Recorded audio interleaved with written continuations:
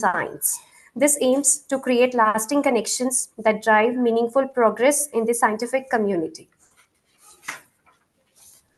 So before proceeding further, as mark of our tradition, let us take the choicest blessings of Ma Saraswati, the goddess of knowledge, through virtual lamp lighting. For this, I request the technical team to please do the needful.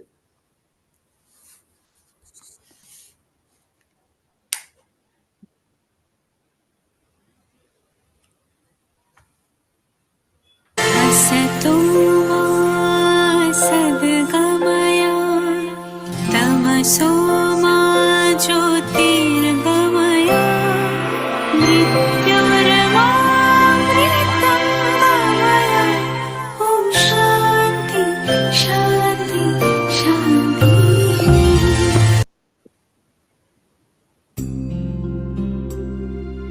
या कुन्देन्दुतुषारहारधवला या शुभ्रवस्त्रावृता या वीणावरदण्डमण्डितकरा या श्वेतपद्मासना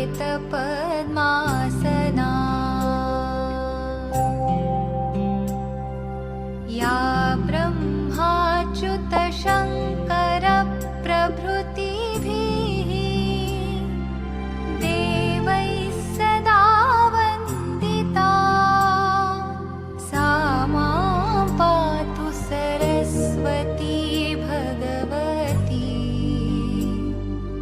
निःशेषजाड्यापहा.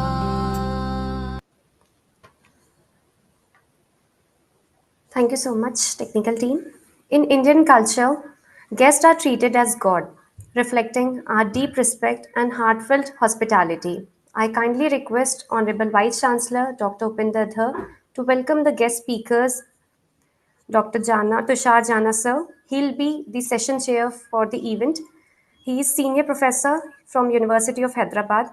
Next we have Dr. Kalavati Sen, Miranda House, Department of Chemistry, University of Delhi. Dr. Manjusha Shinde, Senior Principal Scientist, CSIR Institute. Dr. Alka Sharma from Department of Chemistry, University of Rajasthan, Jaipur. Thank you. To know more about the IUPAC Global Women's Breakfast GWB-2025 on accelerating equity in science, I would like to invite Dr. Kavita Sharma, Professor, Department of Chemistry. Over to you, ma'am.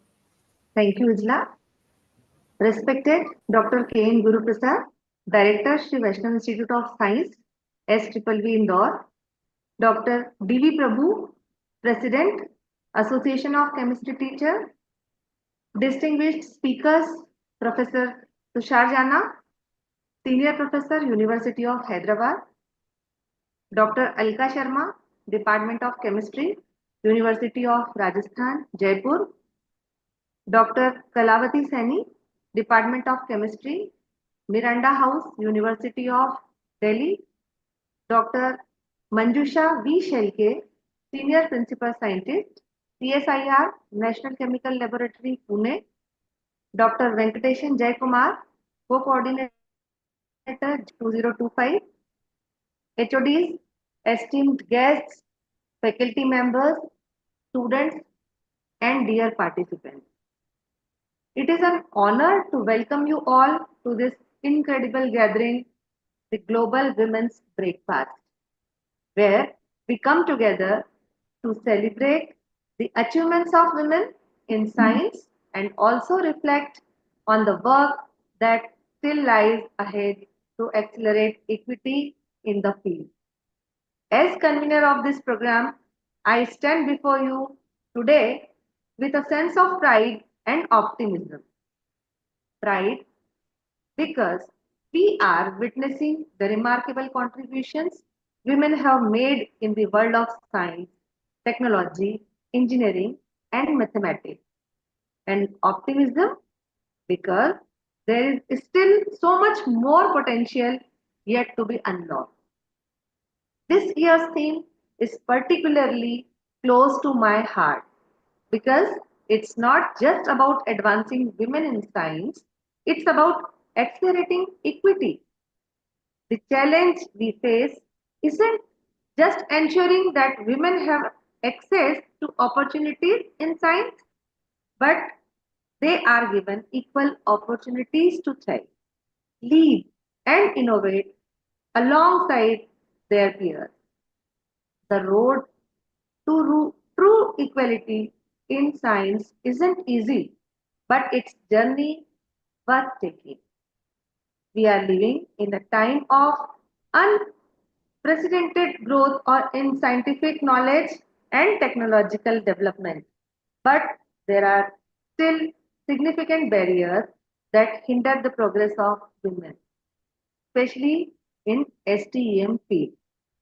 These barriers are multifaceted, ranging from unconscious bias to a lack of mentorship, gender-based discrimination, and cultural perceptions that restrict women participation in certain disciplines. While we have made strides in the representation of women in science over the years, we know that we need to go further.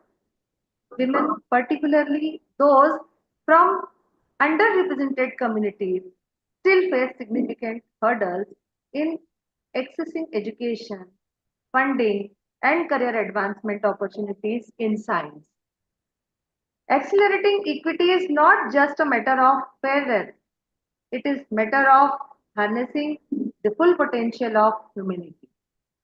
The world is facing critical challenges from climate change to global health crisis and from economic disparity to technological advancement. Women, with their unique perspectives and innovative approaches, are crucial in solving these problems.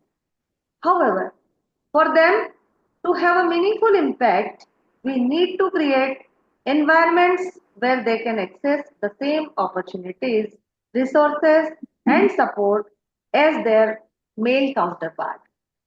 We know that diverse team outputs homogeneous teams in creativity, innovation, and problem solving. A science ecosystem that values equity will not only result in more women in leadership roles, but will also accelerate the progress we make as a global community in tackling the challenges of our time. To accelerate equity in science, we need systemic change. This starts with educational institutions where girls and young women should be empowered to see themselves as scientists, engineers, and innovators.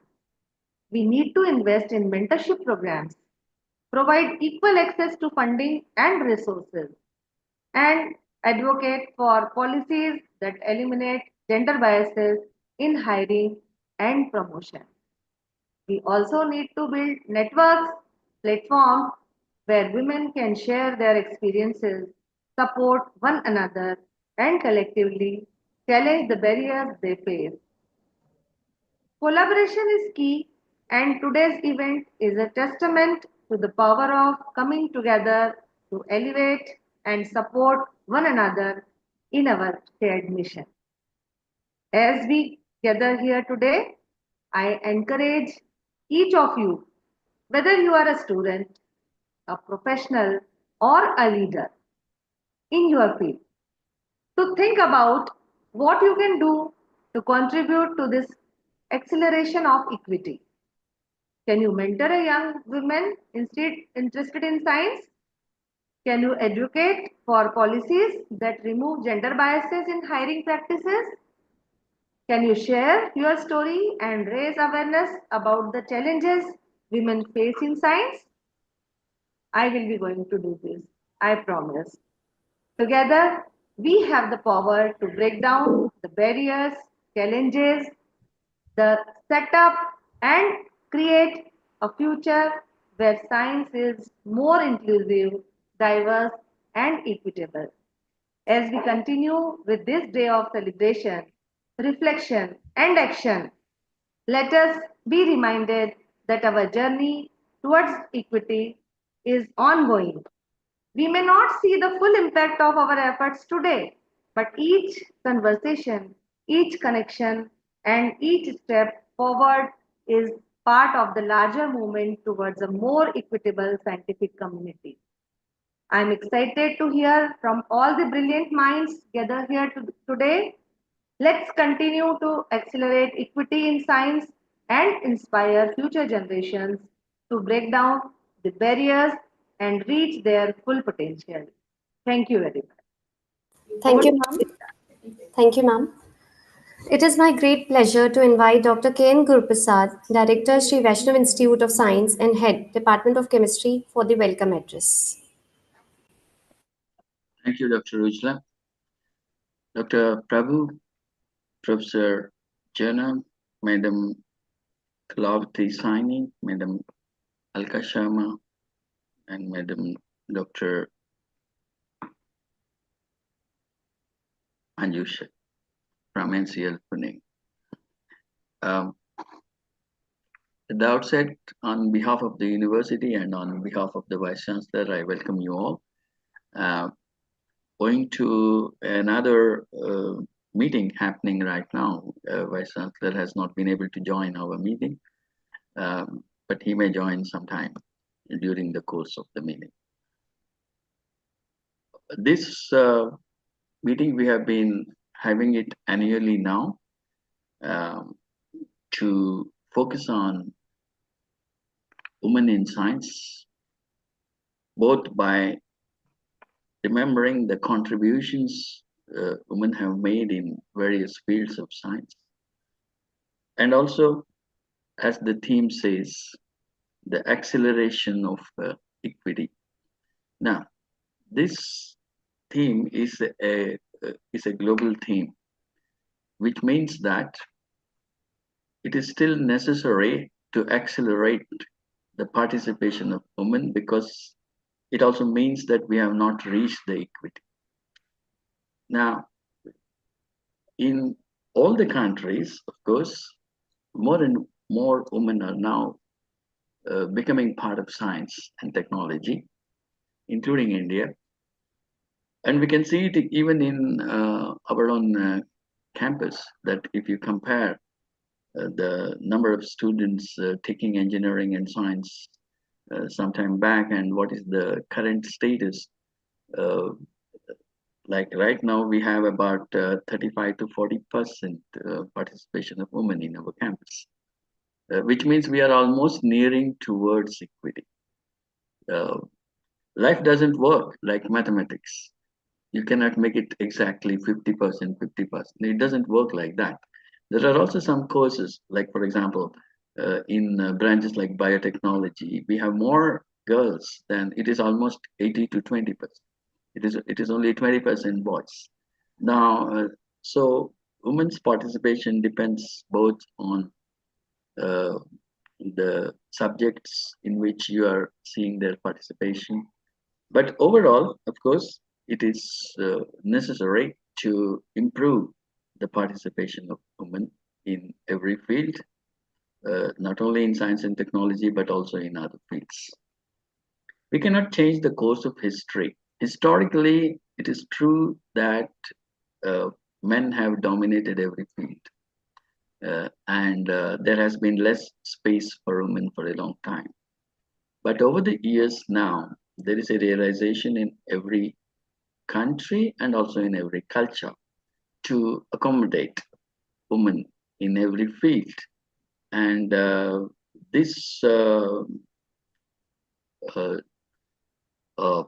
meeting we are having annually, it tries to focus on this subject so that everyone becomes more aware of how to accommodate women in science and technology.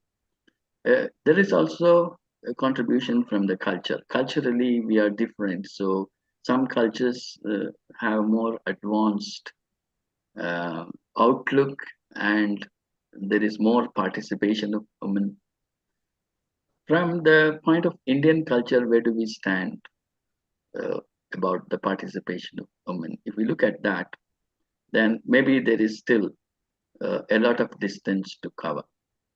And we should always look towards the progressive societies where more and more women have uh, been accommodated in science and technology and in all other fields, and who have contributed to the overall growth of the community and the country. So we aim to achieve the same even in India, in spite of our cultural differences, that we need to be more progressive, and in all the institutions, we should see that there is an adequate representation of women, particularly in the area of science and technology, since this meeting is focused on science and technology. So we look forward to hear all the scientists, except Professor Jana, the rest of the, and Dr. Prabhu, the rest of the speakers are women in this meeting. So it is well thought of to have this kind of uh, gathering with chosen speakers, and we look forward to listening to them.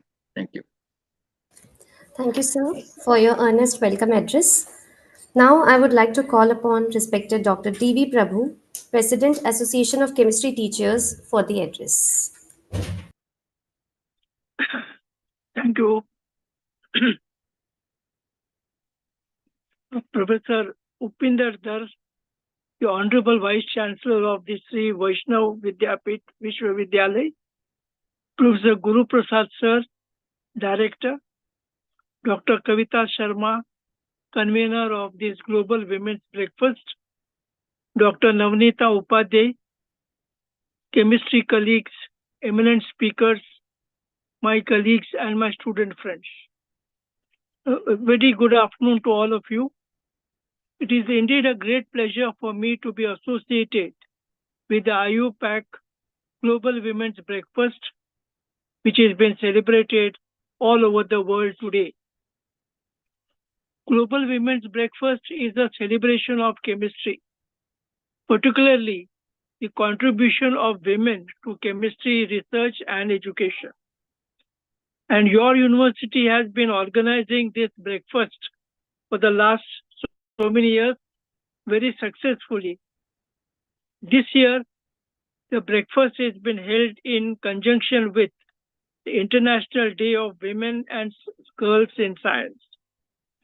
The aim of this breakfast is to overcome the barriers to gender inequality in science.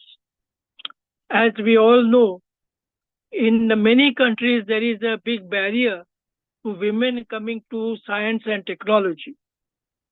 And we should break these barriers so that more and more of our women and girls are attracted towards science and technology. The theme of Global Women's Breakfast 2025 is Accelerating Equality in Science, and the event is being held in support of the International Year of Quantum Science and Technology. UN has declared 2025 as the International Year of Quantum Science, emphasizing the great role quantum chemistry, quantum physics are playing in our daily lives and in our industrial setup. ACT, that is the Association of Chemistry Teachers of India, coordinates and supports the Global Women's Breakfast in India and motivates colleges, universities, and scientific institutions to organize chemistry programs to celebrate Global Women's Breakfast. Over the last 6 years, more than 2,000 such breakfasts have been organized in over 100 countries. And I am proud to say that the Association of Chemistry Teachers has been spearheading this program in our country. The Global Women's Breakfast is in keeping with the 17 UN goals of sustainable development, especially gender equality and reducing gender inequality. This year, we have got a record 86 entries from India out of a total of 429 entries worldwide. That is exactly 20%. So 20% of the entries of the breakfast are from our country. This is a tribute to our chemistry teachers, our students, and our scientists who pursue chemistry as a passion. And without passion, nothing happens. And therefore, I would like to congratulate and compliment the chemistry fraternity of our country for putting up such a good show. I was talking to Dr. Bipul Saha, who is on the executive board of IUPAC, and he told me that over the last 6 years, the maximum number of entries for this breakfast have come from India. And that is a matter of pride for all of us.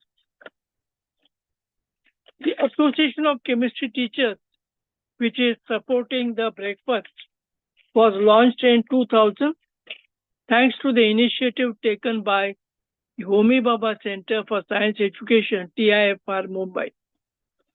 Since its inception in 2000, the association has been promoting excellence in chemistry education and research through its various activities, which are organized across the length and breadth of our country. We function through 6 zonal councils, and we have a large network of active members, institutional members, and honorary members. Some of our activities are organization of national and international conferences on chemistry and chemistry education, including an annual National Convention of Chemistry Teachers, NCCT, which is organized in different cities of India.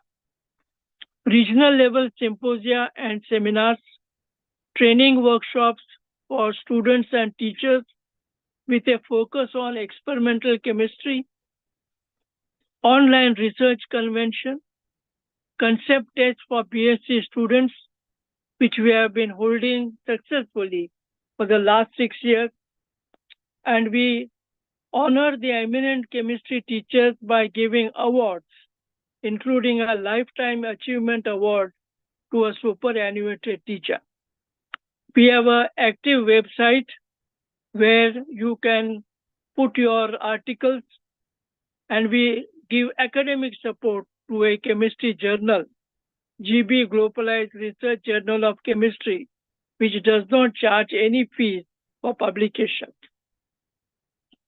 As you all know, we support the Global Women's Breakfast, and we collaborate with the Royal Society of Chemistry to organize workshops on experimental chemistry for teachers.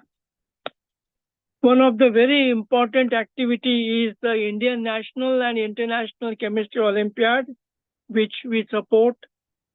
And our association sets the first stage question paper, that is the National Standard Examination in Chemistry, which is taken by more than 55 students all over the country. This is the first stage which is leading to participation in the International Chemistry Olympiad. We organize research camps for teachers on how to prepare innovative questions. And these questions are sometimes considered for the National Standard Examination in Chemistry. The association is blessed that the leading chemical scientists and academicians of the country are honorary members and patrons and source of guidance and support. Bharat Ratna Professor C.N.R. Rao, the former scientific advisor to the Prime Minister of India, and Professor John Werner, father of green chemistry, along with Professor Paul Anastas, are our honorary members. And it's a great pride for us that they are there, along with others like Professor M.M. Sharma, Professor G.D. Yadav, and many others. As the president of the Association of Chemistry Teachers, I congratulate all the participants in the Global Women's Breakfast, all the 86 institutions which have taken part, the teachers and the students and the scientists who have organized chemistry related activities on this particular day. I would like to invite all the teachers in the assembly to become life members of ACT and participate actively in our activities. I wish all of you a very fruitful and enjoyable Global Women's Breakfast, and thank you for this invitation. Thank you, sir. As Madame Marie Curie once said, nothing in life is to be feared, it is only to be understood. It is with this spirit of curiosity and discovery that we are honored to invite our first speaker, Dr. Alka Sharma. Dr. Alka Sharma is a retired faculty member from the Department of Chemistry at the University of Rajasthan, Jaipur. She has made significant contributions to the field of electrochemistry, corrosion science, and eco-sustainability. She has led research in eco-fabrication of nanomaterials and their industrial applications and has even developed prototypes for several startups. Dr. Sharma has received numerous awards, including the ACT Best Women Chemistry Teacher Award and recognition as a women scientist by the Department of Science and Technology, Government of Rajasthan. She has authored several book chapters and published over 50 research papers.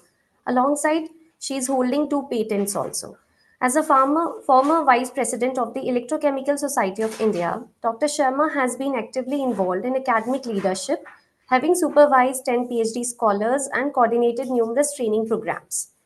Her outreach includes contributions to scientific discussions on All India Radio and Doordarshan, and mentoring students through programs like Inspire and SETCOM. She has also served in key administrative roles like Vice Principal at University Maharani College. I would like to request Dr. Alka Sharma ma'am to address the audience with your diversified knowledge. Thank you so much, dear. I should say good afternoon. And I'm really glad to have this platform to discuss with the very enlightened academician and educationist. And glad to meet Dr. Prabhu, though digitally. And it's always pleasure meeting you, sir. So without wasting time, because we are already running late, I would like to share my presentation and I would like to talk on certain things, issues and things related to it. Am I allowed to share the screen? Yes, ma'am. Please. Okay. And while sharing the screen, I would like to switch off my camera for the transformation of the what I want to deliver. Will that be fine here? Oh, ma'am. Absolutely. Because digital transfer में कई बार फिर आपको slow हो जाता है process and that I don't want. Is it shared now? It's viewable, Yes, Yeah. ma'am. It's visible. right?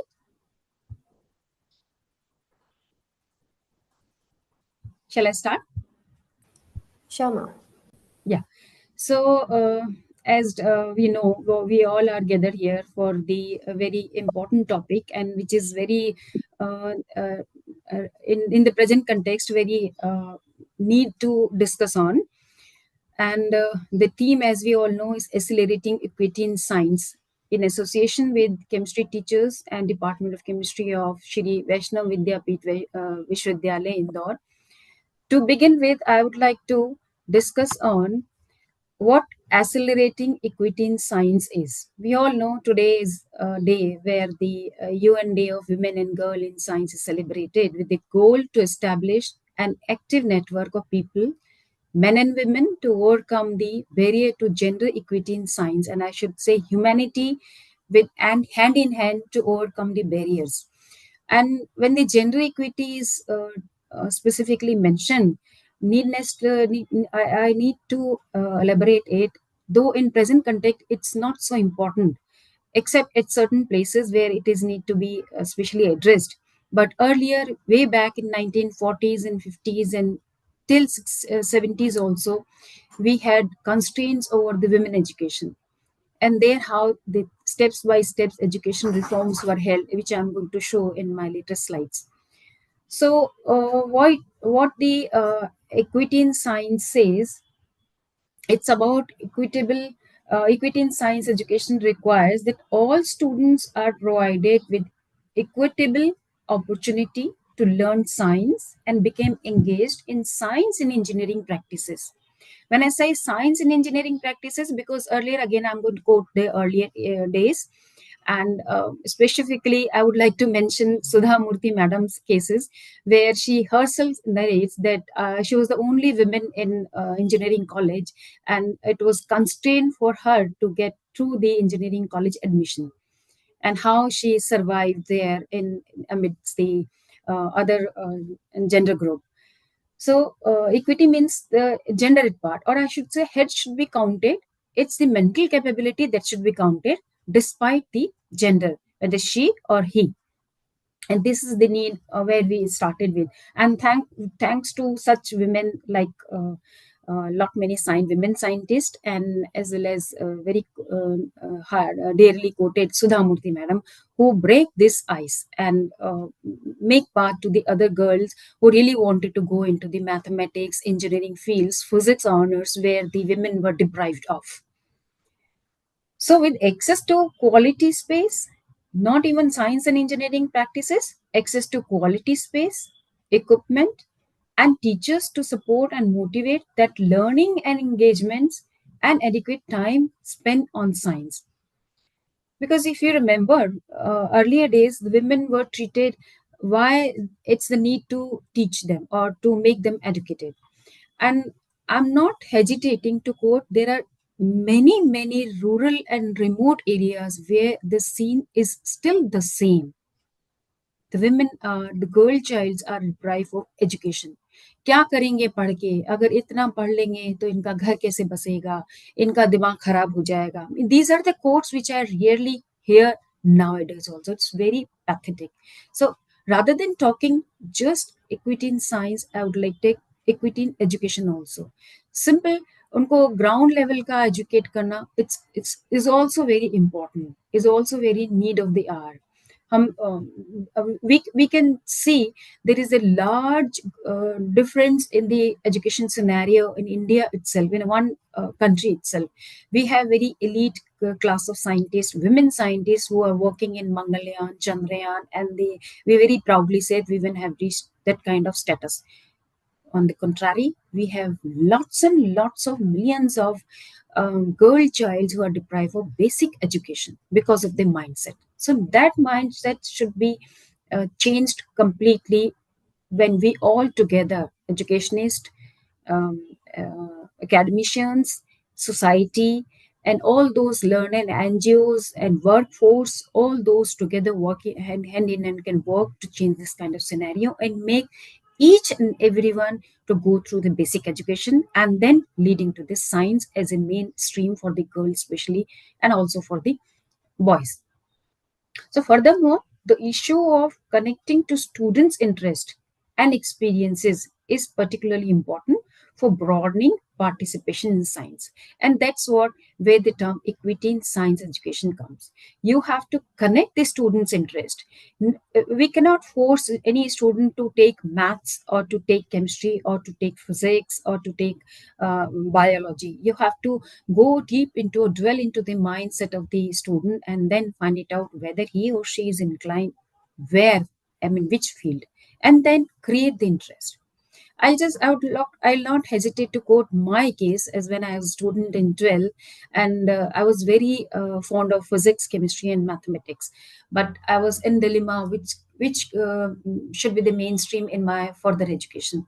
So I'm very thankful to my chemistry teacher. He was so much passionate about the subject, and how he taught us in the classroom, that created interest in me, and I got connected immediately to 118 elements in those times. So you have to read the mindset of the student and then create the student, is interest of the student in particular subject or particular stream. And since we are from the science background, we would like to make enhancement of entries in the science, like more and more students should come in the science stream. Now, why equity is more than equality? We, all of us, when we dwell into the kind of topic with equity in science, we must have come across equality word also. So, how equity is more than equality? When you say equity, the concept of equity It is associated with fairness or justice, as it is defined way back in 2004 to 2001 by D. Corson. There are many other definitions and quotes also. I'm just quoting one, where he says that the term equality, I'm emphasizing equality, basically means the absence of special privileges to any section of society and the provision of adequate opportunities for all individuals without any discrimination. Whereas the term equity refers to fairness and justice in the provision of education or other benefits. And it takes individual circumstances into consideration. It do not generalizes. It takes individual. It say that the need can be varied from individual to individual. So it takes the individual circumstances or need or requirements into consideration and is distinguished from equality. This is the platform where it differs from the equality, as it is clearly picturized in the in my slide. When you say equality, despite of the need, one common platform is given. Now it's up to you to reach to that platform and show your potential. Whereas equity says, if somebody is needing some other kind of potential, or has some kind of other kind of potential and needs some kind of asset, then you, as in scenario, should have provide that kind of requirement rather than a generalized requirement. So equality means providing the same to all, whereas equity means recognizing what we do not all start from the same place and must acknowledge and make adjustment to imbalances. It's an ongoing process. Requires to identify and overcome in the intentional and unintentional barriers arising from biases or systematic structures. There are a lot many biases in systematic structure. It can be societal, it can be any other. So you have to recognize those kind of needs and barriers. I would like to focus one more aspect here that is very well quoted by Dr. Ajit Mandal in his Equity and Equality in Education theorem and write-up, where he says equity denotes subjective and ethical judgment, whereas equality is more objective. Equity is a means where equality is an end. So specifically, he has discriminated the two words. Equity is means where you can provide some kind of asset, some kind of tool, some kind of required things, whereas equality is an end. You have given the common platform, now it's up to you to reach it up to your level. Equity is a process, while equality is the outcome of that process. So that's why equity is the necessary condition to be fulfilled to achieve equality. So that necessary condition has to be provided in the society specifically to accelerate equity in education and that too in science domain. So in equity, the differences are recognized and so efforts are made to treat everyone differently because everyone has a different need. On the contrary, equality recognizes sameness and so it aims at treating everyone equally and provides the same kind of equal platform, which is not justifiable. Justness and fairness in the manner of treating individuals are called equity. So what it needs, what is needed, if it is given, if it is provided rightly, right timely, then we are saying we are moving in the direction of bringing or accelerating equity in science education. So equality is a state or situation where everyone is at the same level, whereas equity is providing the needful assets to the person who needs it at the right time, right moment. As I have depicted in the slide, and you can very well see it's taken from the net. And there are few viewers who would like to, children who would like to see a kind of match going on in the stadium, and they are not access to the tickets, so they are viewing from the outside. And you can say depending on the size. Here the size means depending on their capabilities. So anyone can read this slide and understand what equality means and what equity means. So equity means provide tailored support as per need. In the right hand side, you can see that the tailored support is given to the dwarf person or a very small kid, so that he or she can also view the kind of interested match the person wants to see. So equity in education, if I correlate this picture to that, it involves supporting students differently according to their individual needs, so that disparities in outcomes are not seen across demographic groups such as race, socioeconomic status, linguistic background, gender, and disability status. These are certain some kind of disparities or diversities which we find or which we come across in the society. So equity provides a tool or access to the those platforms which are required as per the need. The need can be as depending on the demographic groups, that is race, socioeconomic status, linguistic background, because we all know India, especially if we focus our country, then definitely we know how much languages are there. It differs from one boundary to other boundaries, not even to state, district to district also. So we cannot generalize it. We cannot say that the education is in one language and you have to go through it. You have to localize the need. You have to dwell into the need of the localized person also, localized students also. What is required? For example, I'll quote in terms of science, if, and especially in terms of research. If I'm talking about Rajasthan, definitely, though now the water pollution or the water scarcity is almost globally, but if I want to emphasize with my state water scarcity with other states, for example, UP or some other borderline, Punjab, Haryana, then definitely the need of my research will be towards more finding solution towards the water pollution scarcity rather than the other points, because localized problems I would like to focus on to solve those problems. So equity in science, if we say, or the educational equity, is simply in the theory but requires careful analysis of diverse student needs, collaboration with families, and commonly and the community, families and the community, and ultimately a mindset shift. The goal is for all students to have an equal opportunity for success, regardless of background of any obstacle faced along the way. Equity aims to address disparity with all those which we have talked so far, that is demographic groups such as race, socioeconomic status, linguistic background, gender, disability, and there are many other factors which we should also focus on that. So equity has those more generalized, more focused on those issues, and then bring out the changes in scientific policy, educational policy towards science or in general.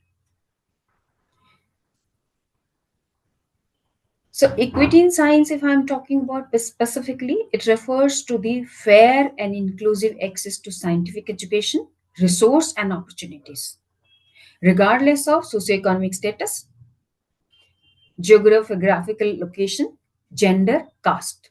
That means inclusive access to scientific education and resource and opportunity,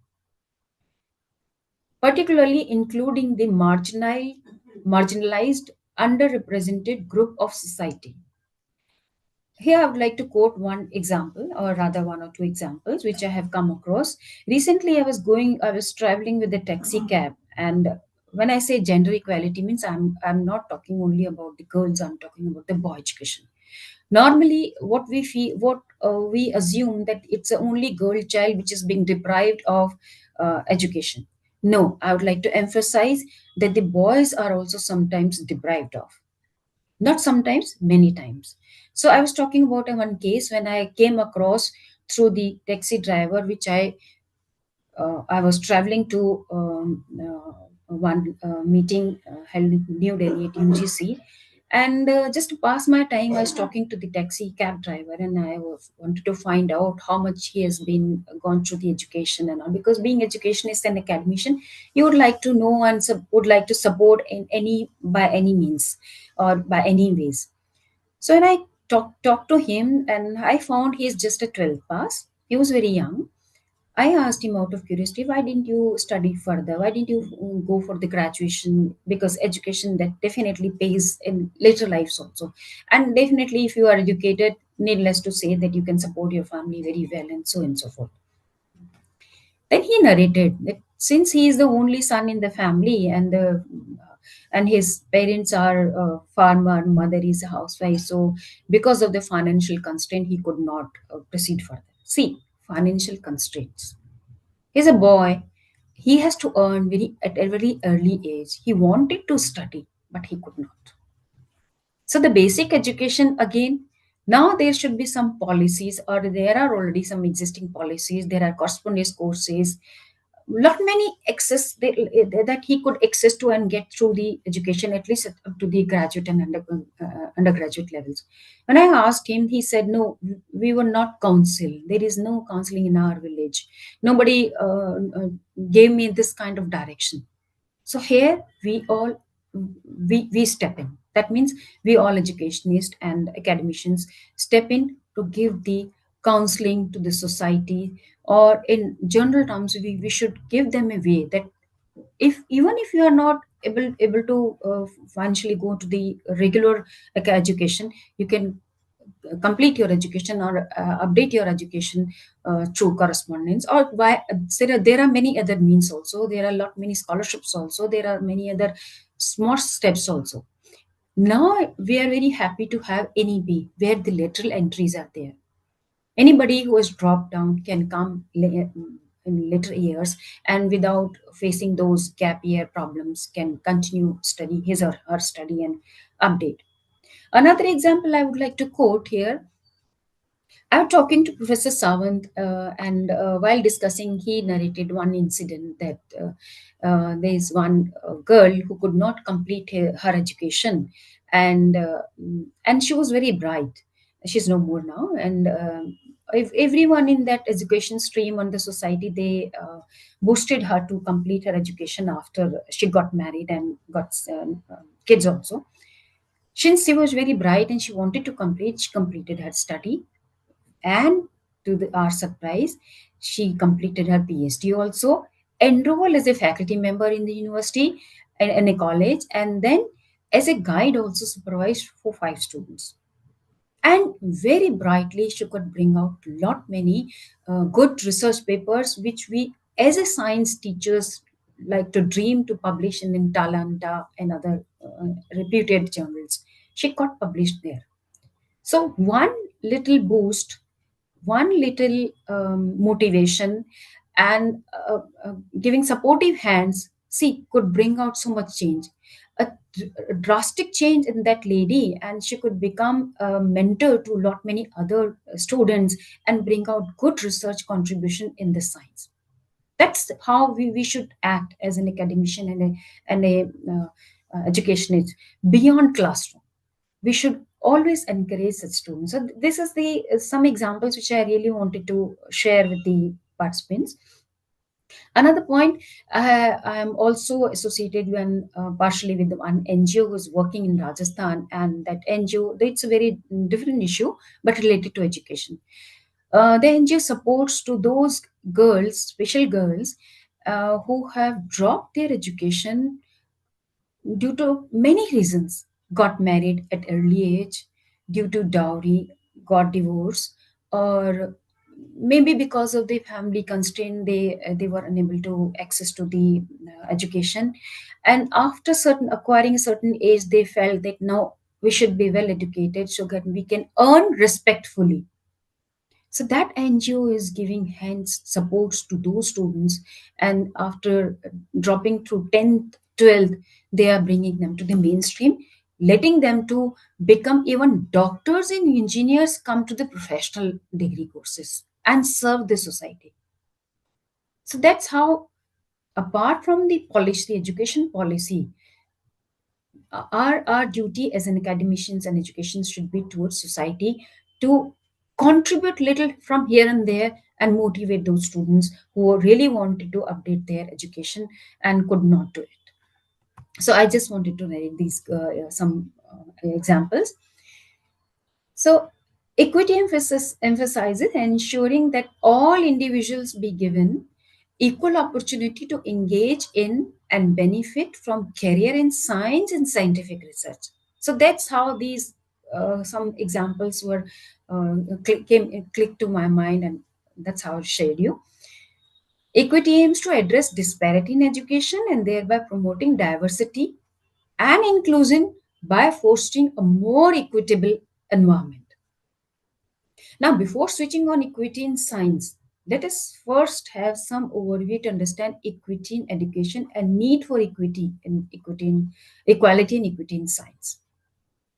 There are many significant aspects, out of which some underline the need of equality and equity in education, which could be as human right. We all know about it. I just want to give an overview why it is required to understand.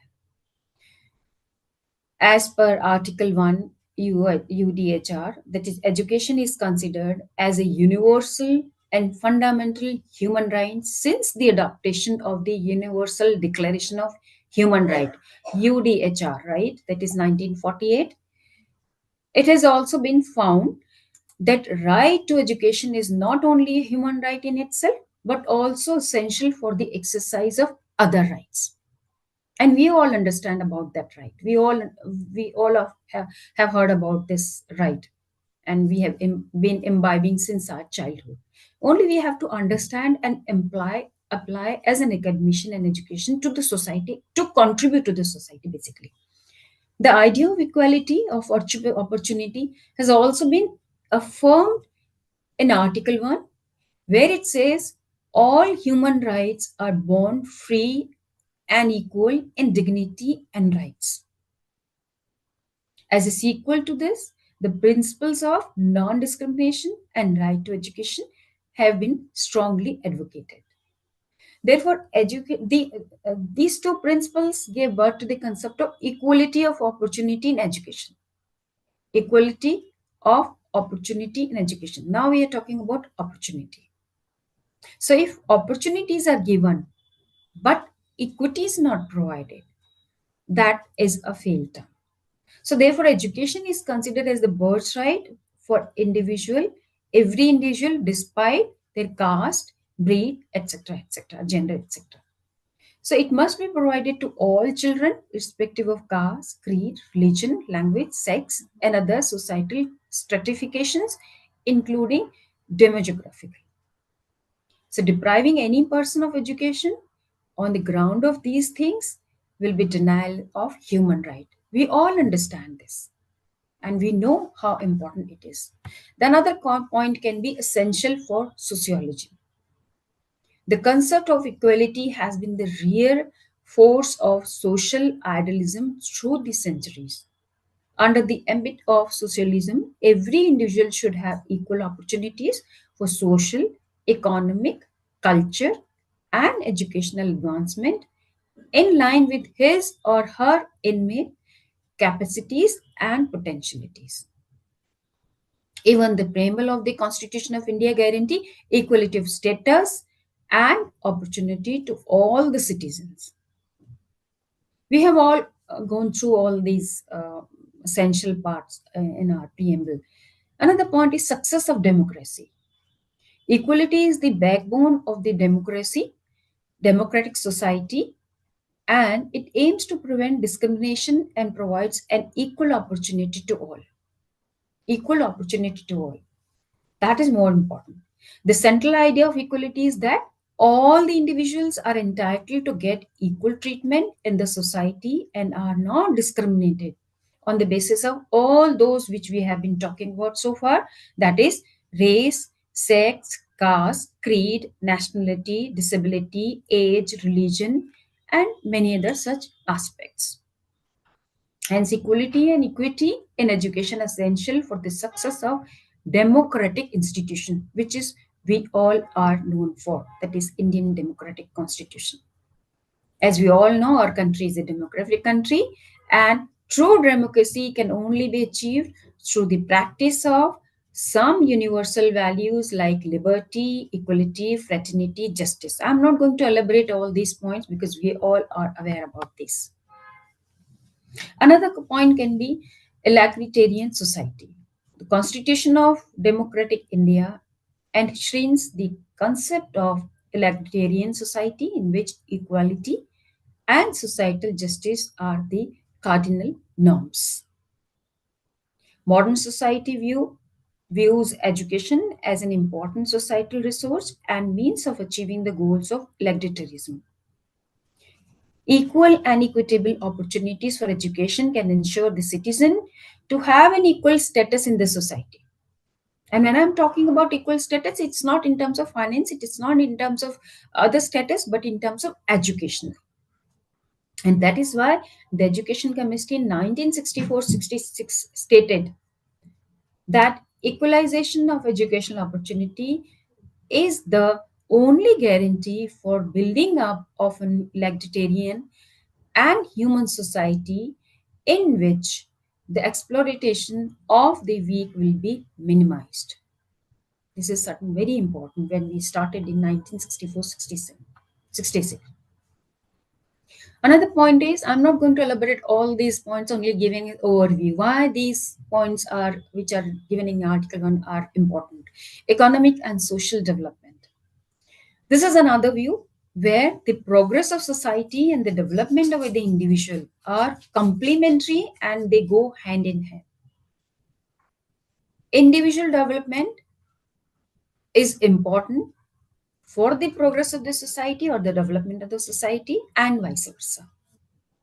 Hence, the aim of education in all respect would be developing the individual up to his or her potential as a member of a society and therefore leading to development of society. Equal and equitable education is considered as a means of raising the societal and economic status of an individual. So, education is the potential tool here for empowering people socially, economically, both. Not even societal status, but financial status also. So, which means education should go down to every citizen of India, whether girl, boy, caste, rural, urban, anyone, and to every economically poor child. So that because of the financial condition, he or she is not deprived of the basic education. So, advancement of nation, we can say equality and equity in education are essential for a rapid development growth of any nation. Today, the advancement of a nation is primarily measured in terms of its human resource development. That's why education is now considered as investment.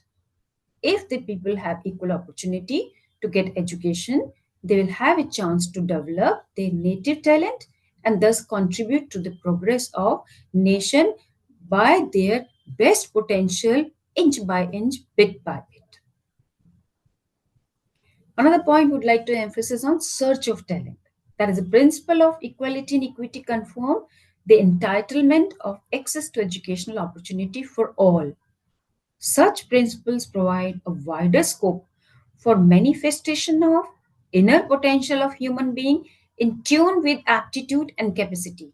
Here I would like to re-quote the case of that lady lecturer, lady professor, who left or who could not complete her education earlier, but after getting married and given an opportunity, given a boost, given a platform, given equity access to the education, she could become a very good professor as well as a researcher and contribute good research papers, Indian research papers in international repository and bring out many more good research think tankers and creative mindsets. Equality and equity in education will thus facilitate the search of talent among all the people of nation, provided they have been given an opportunity or a hand or a shoulder to share with their burden and to share with their interest. There will be thus be available people with specialized talents for specialized jobs in a large number, and the society will be benefited. So this is why the search of talent is important, with open mindedness, with as an open parachute. I need not to explain why I'm talking about the open parachute. If the parachute is closed, what will be the fate? We can understand it.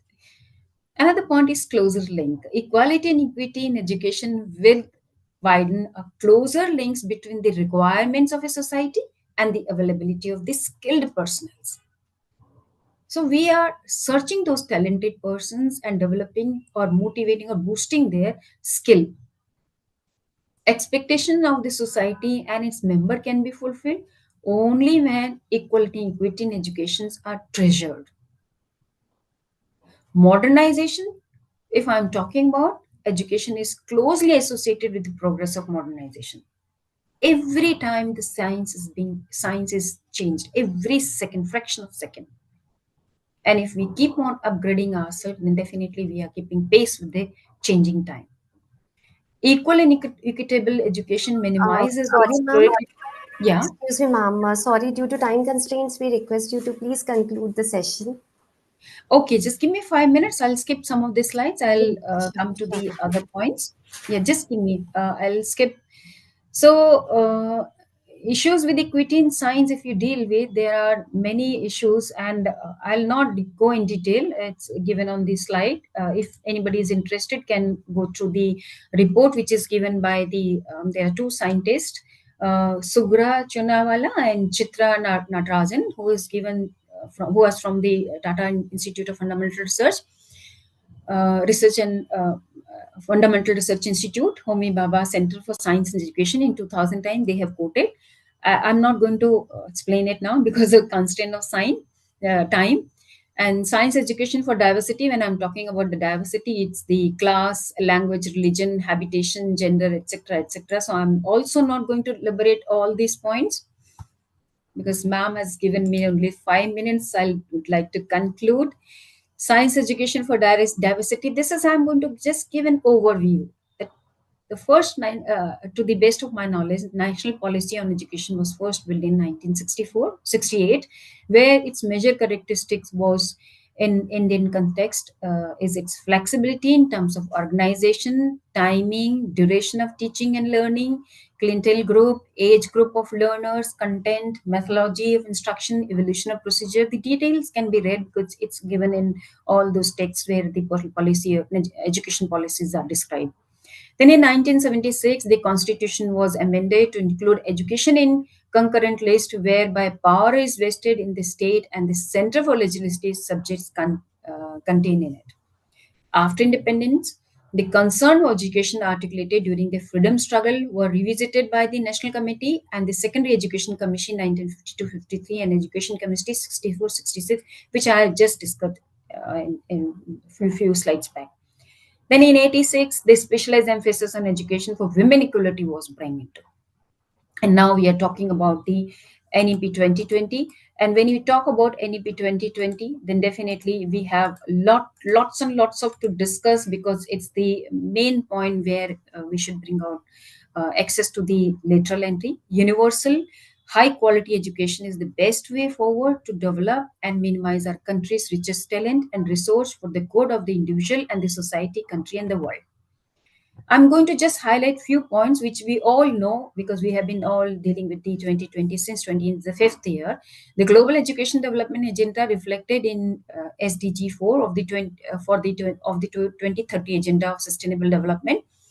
It was adopted way back in 2015 in India and seeks to ensure inclusive and equitable quality education and promote lifelong learning opportunity for all by 2030.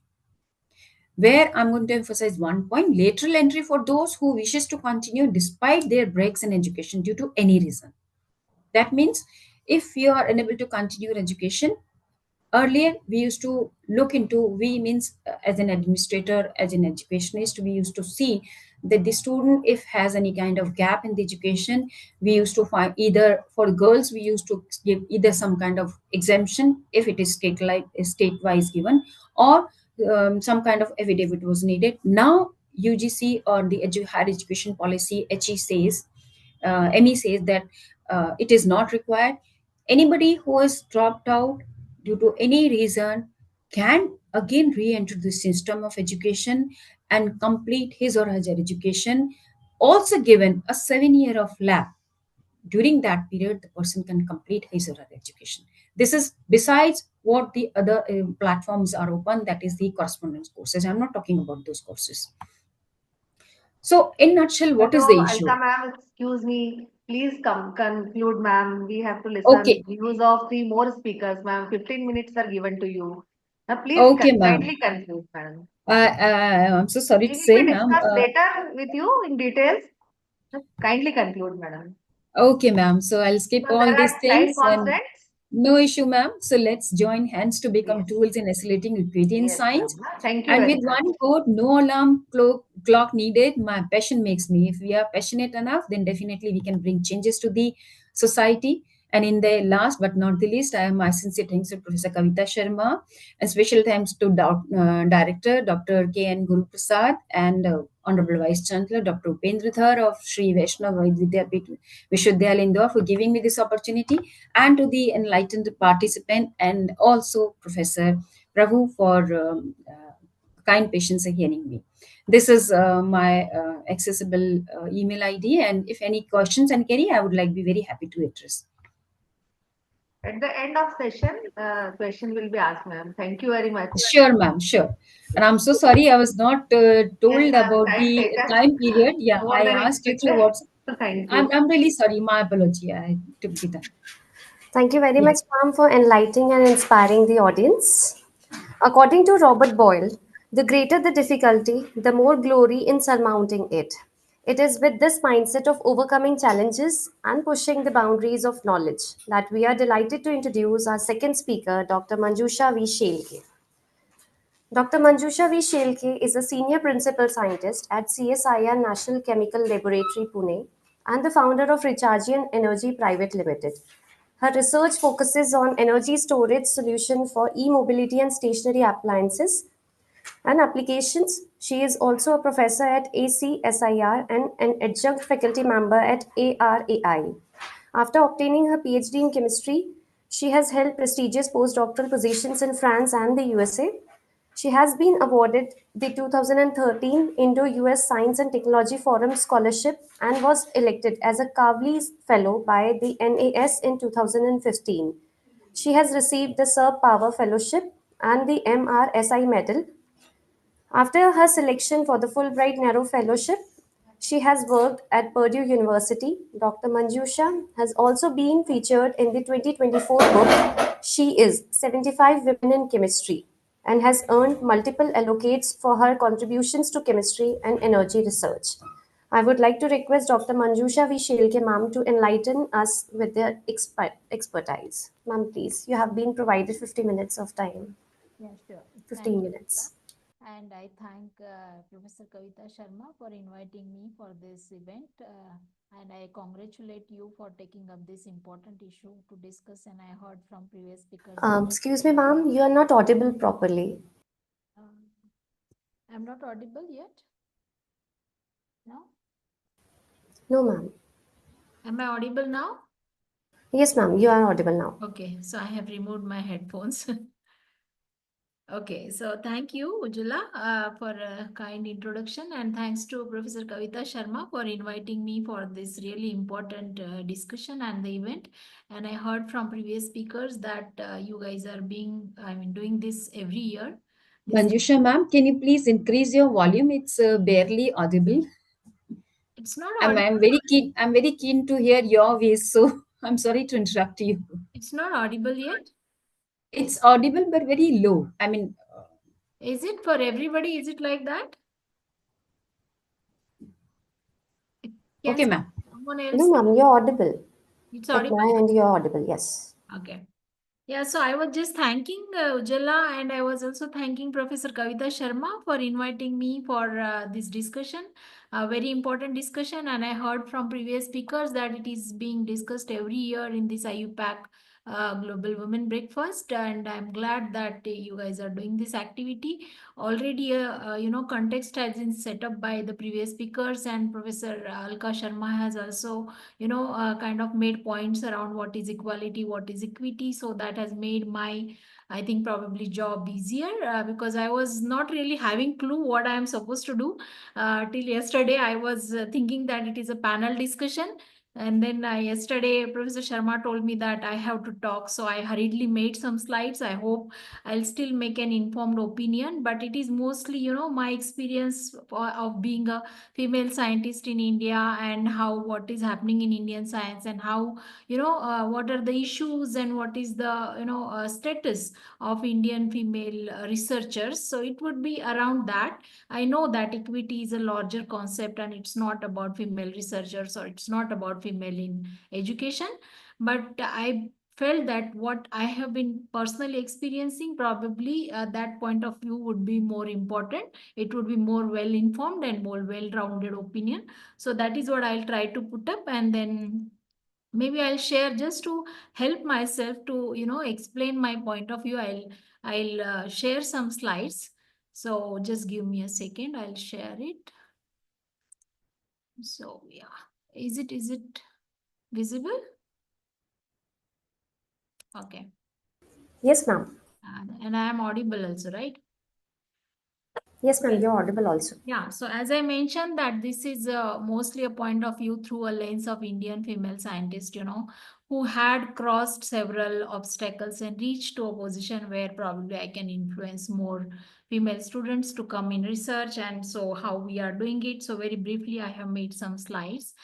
So I'll start with, I don't know if how many of you know about Savitribai Phule, because I am in a Pune, I'm Maharashtrian, and I have been working in Pune since more than a decade and a half. So I just made an introduction with this slide. So she is one of the first female educator in India, and she has created a pathway for women to take education and to go out, and at the time when it was not prevalent, like in 18th century, she has radicalized this society by taking education by herself, and then by creating schools for female students. And that's why the Pune University is also named after her, called Savitribai Phule Pune University.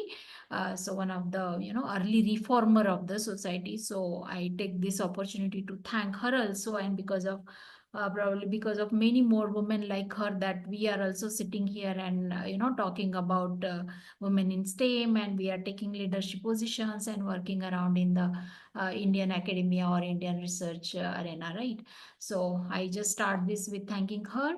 And yeah, so a lot of context has been made, but I would also show some data that I could quickly pull up from different reports that Government of India has been publishing since past several decades, or maybe at least since 2010. There is a lot of data around how many women are getting education, and then how many women are actually being absorbed in a workforce.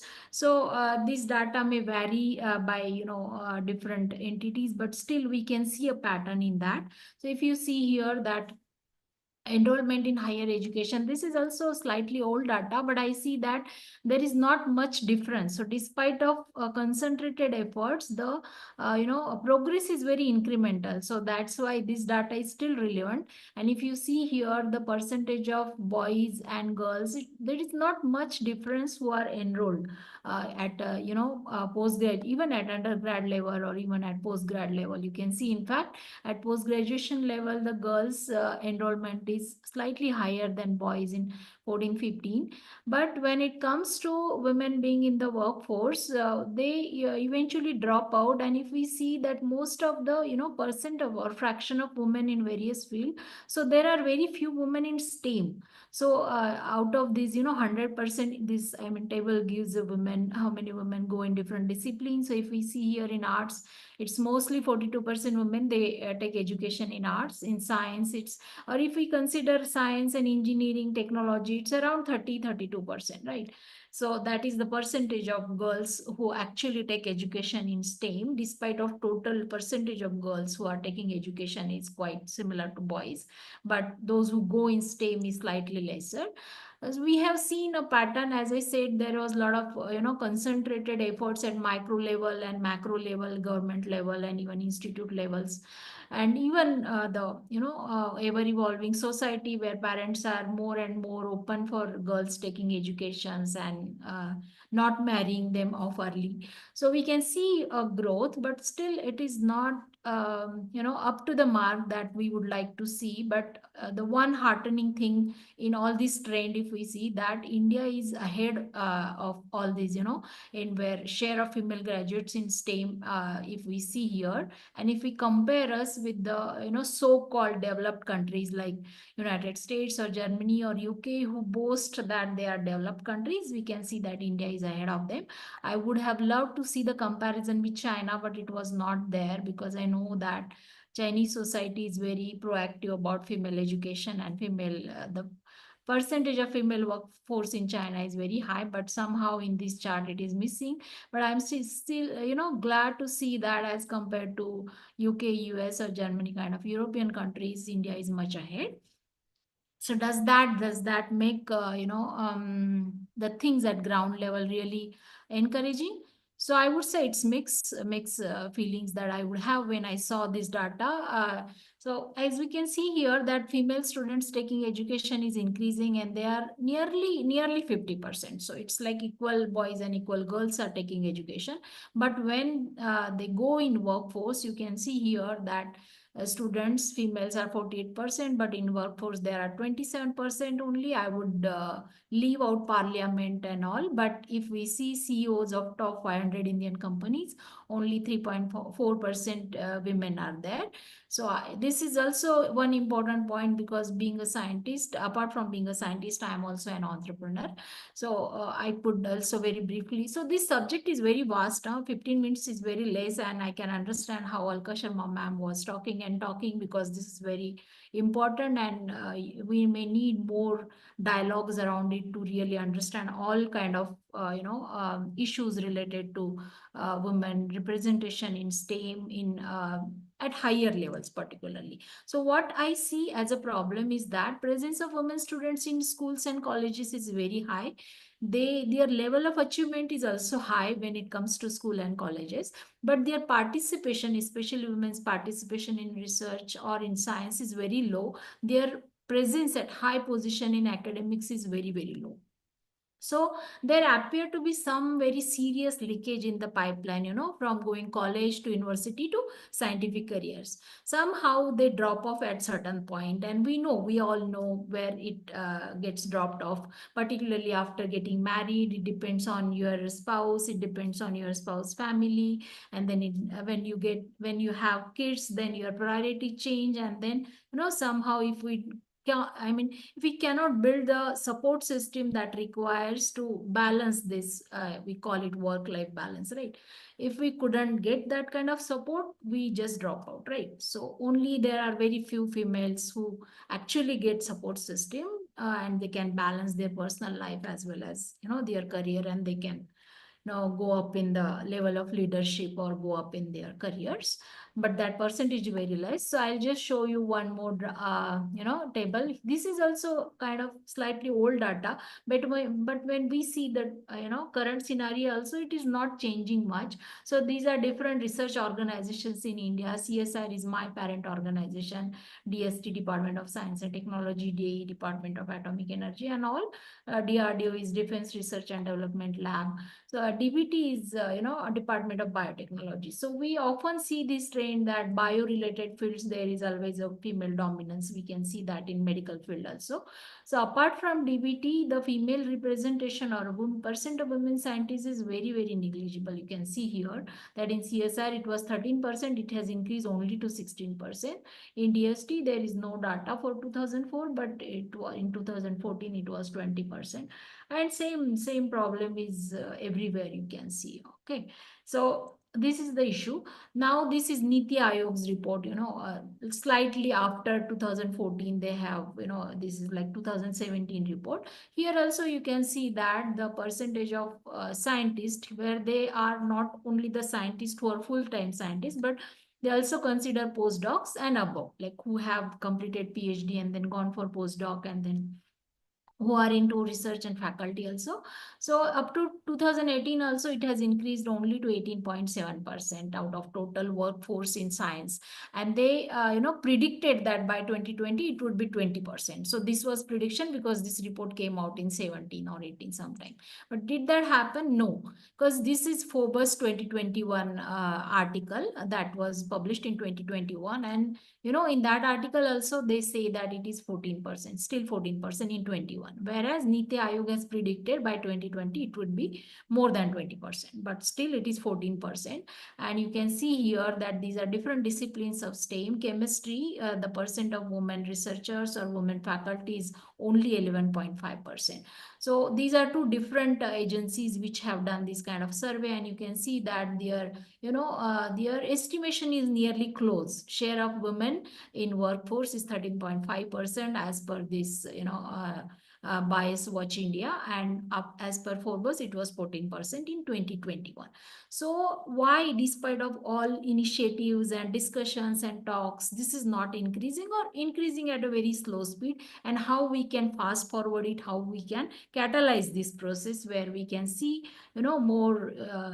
more equity in science. And I'm not saying, Sharma ma'am has made very nice point that there is a difference in equality and equity, but we know that women are already, the head start is very low for them, and beyond that they have to do multitasking. They have to still whatever education we take, how much society progresses, there are gender roles are still very rigid and very strict. And no matter, even if a woman in his career is strict, she has to go home, she has to cook, she has to take care of kids also. It is not changing much, changing very slowly. Okay, so that could be the one of the reason. And what we can do, already a lot of discussion has been done on why it is required or why it is significant for having more women representation in science. But very quickly I will make few points, because women's participation in STEM fields, it can also spur economic growth. There is an old adage that you educate a man and you educate a man, but if you educate a woman, you are educating a generation, right?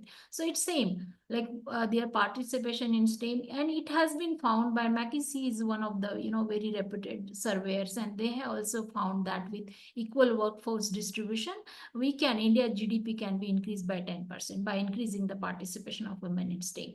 Also, gender diversity is very important, because involving more women and girls in science can help create more diverse and inclusive scientific community. We can bring a different perspective to the work that we are doing, or to the research that we are doing, because biologically probably the way we think and the way main or male colleagues would think probably would be different towards the same issue or toward the same problem statement. So that is also important, to bring a kind of variety of opinion for the research problems.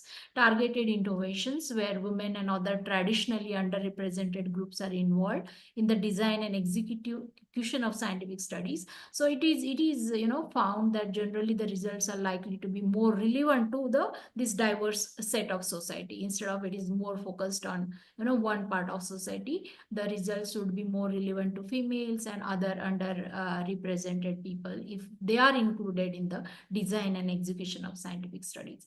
Inclusivity is of course important, and improved decision making, as I said. So different perspectives of females, they can bring valuable insights and advancements in scientific research and discovery, right? And of course, achieving SDGs, as somebody has mentioned in the starting, that to achieve UN Sustainable Development Goal 5, which is gender equality. So it's important to include women's use in enabling technology, right? So reasons, very briefly, I'll discuss reasons why there is underrepresentation of women in STEM. First thing, that we all know that ours is a masculine culture, so we have very rigid gender defined roles that women can do only this, men can do only this, so this should be done by women, this should be done by man and all. Okay, so probably it makes sense in some cases that biologically the way we are, it makes sense in some cases. Maybe we have more nurturing abilities, so rearing kids, taking care of them is what it is natural to us. But beyond that, there is a lot of rigidity which we need to shackle and which we need to address. So this is the one thing. Then paucity of female role models also, we don't have many role models around us, very strong females. So a couple of examples are mentioned by Professor Sharma, like Sudha Murthy, or there are some more like Kiran Mazumdar Shaw and kind of, but they are very few, right? So there are not very female kind of role models who have achieved a lot in science or in STEAM, and seeing them, that other girls would be inspired and they would want to be like that. So it's really important to have role models. And just to make a point, that out of 866 Nobel winners, only 53 are and there might be different reasons for having very less Nobel for women, but this is one of the fact. And gender gap in self-efficacy, right? So sometimes some situation they create concerns among women about their suitability only for the roles in certain soft fields. And that's why we ourselves don't try to go into the fields where there is a male domination, and that is reflecting in having more female workforce in biology related fields, right? We consider biology as a soft field, we consider engineering or physics or chemistry kind of slightly hard fields. So it is natural bias with ourselves also, that we may not self-doubt, I would say. And also self-doubt among women professionals, that whether I am really suitable for the leadership role, whether I'll be able to manage it or not. We ourselves have doubt on us. So when we doubt ourselves, how can we expect the people around us to trust us, right? So first we have to be confident about ourselves. Then, of course, challenges of marriage and family planning that we know, then burden of dual responsibilities, maintaining work-life balance, is all these things. And of course, systematic issues also, because there is underrepresentation of women in STEM starting from the school. There is a deep-rooted, social discrimination. We can see that even in the, very high-level institutions where we work, or even I have worked abroad, I have worked in Europe and US. So there is not much difference in how women are looked upon. So the subtle gender bias that I would say is everywhere. Okay, it's not only in India, it is in developing countries also. So these are the issues. And there are a lot of government initiatives that I am aware about for being part of scientific community of India. So like DST has the science technology innovation policy, which is doing concentrated efforts to bring more and more women in the STEM workforce. There is also this Indo-US Fellowship for Women in STEM specifically. Then this program called Gati for Gender Advancement for Transforming Institution, which aims to transform institutions for a more gender-sensitive approach and inclusiveness, with to increase, of course, the gender equity in science and technology. Then this program Kiran, which is knowledge involvement in research advancement through nurturing. So DST has several initiatives under Kiran. One of that is Women Scientist Scheme, where some of the students, even after doing PhD, they drop off at certain point because of marital or because of parental responsibilities. So this scheme gives them opportunity to come back into research mainstream after when you will be able to, even though there is a gap of few years, it enables us to come back and have a career in science. So this is a very nice initiative. Then this consolidation of university research through innovation and excellence in women universities, Curie, initiative of DST. Sir Power is, it is special to me also, because I am one of the recipient of Sir Power Fellowship. So this fellowship is designated to identify and reward women researchers in Indian academia or R&D laboratories, especially those who are doing transformative research, who are doing basic science as well as doing translational research and have gone up to certain level of technology transfer. And what is the way forward? That if we can think about, then obviously we have to redefine the culture in the STEM.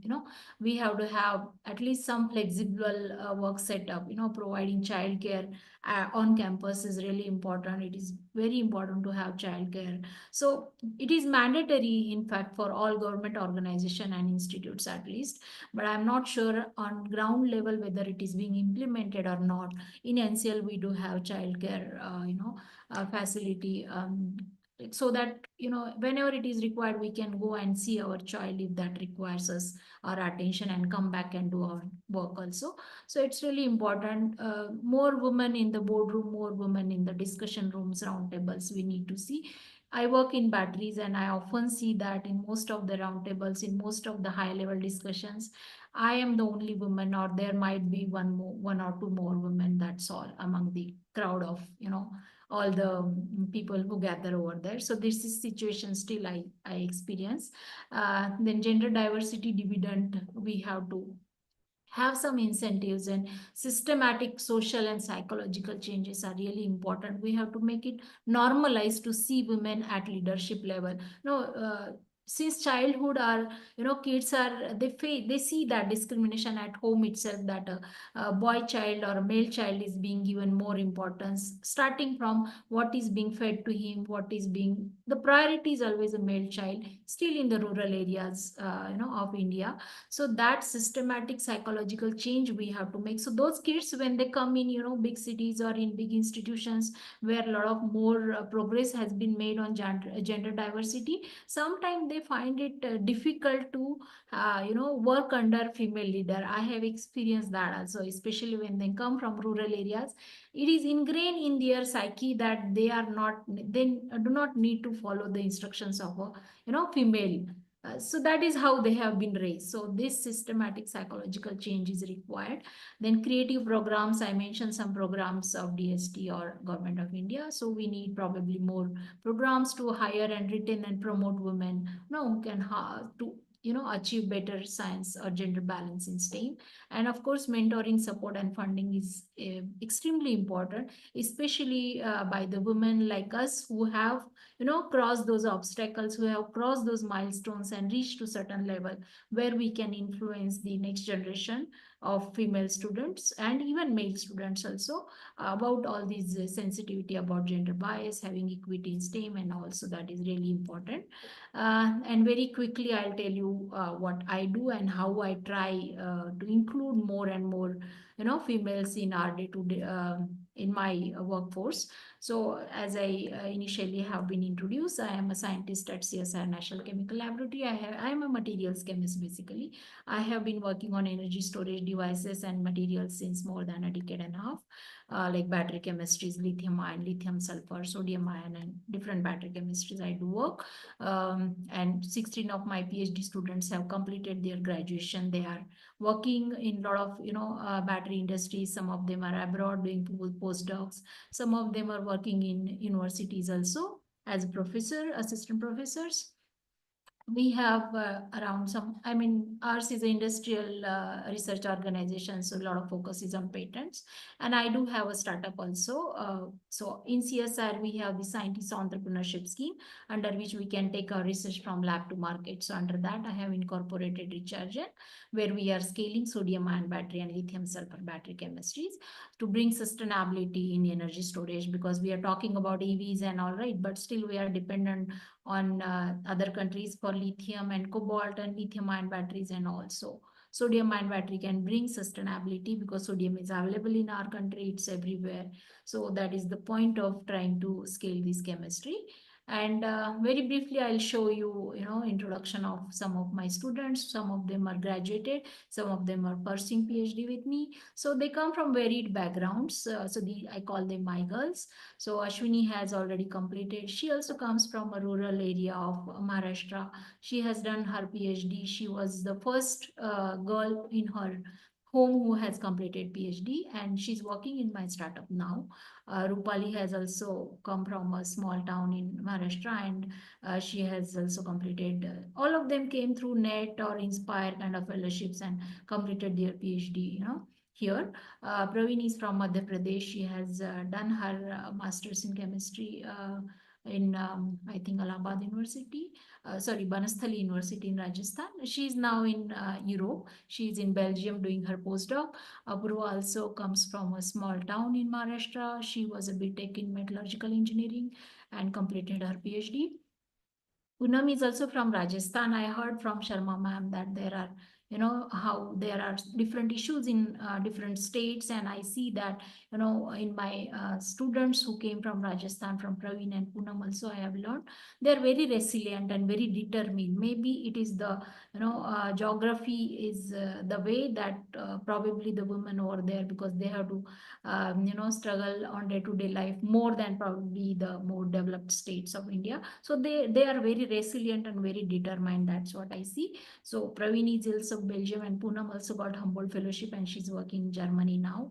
Meenakshi is also my student, and she's still pursuing her PhD. Amrita is from Kerala, and now she was my project student, and she got PhD position in Israel now. She has gone there. Tanuja is from Andhra. So Tanuja is also doing her PhD. Anushka is also from Kerala.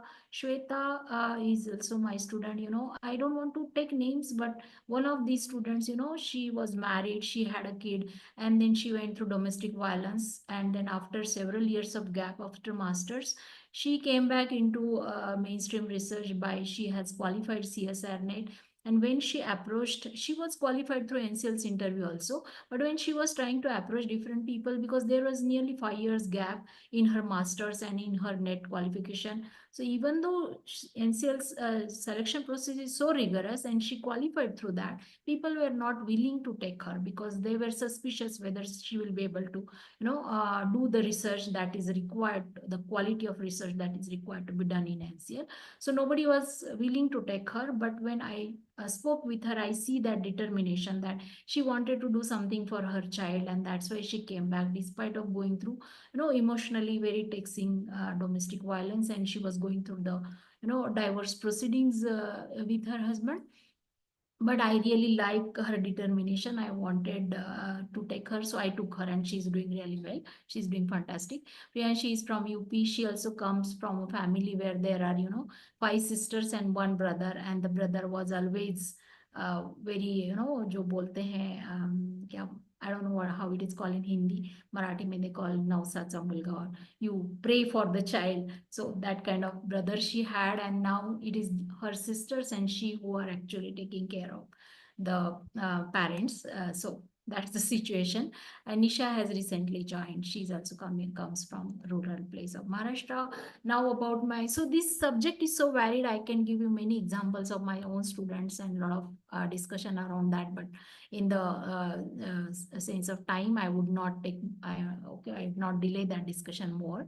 But I have also incorporated startup and experiencing different kind of, gender related issues when it comes in entrepreneurship. That is entirely different experience. In corporate culture, there are different kind of issues for women's. Okay, because I have incorporated company when I was already have established name in science, probably I'm not facing those many issues. But I see, because I'm exposed now to the corporate world, I see a different set of issues for women over there, and that could be another reason for them dropping out from, we have seen that there are only 3.4% female CEOs in Indian companies. So I would mention that I really like to see very strong females. So Smita is one of those person that I met through this entrepreneurship thing. She was director of Social Alpha. Social Alpha is the one who invested in my company. And you can see here now, because there is a woman at a leadership position in this investment company. That's why they have taken this risk on investing in the company that is led by another woman, right? So that's why it is really important to have women at leadership level, at decision making level.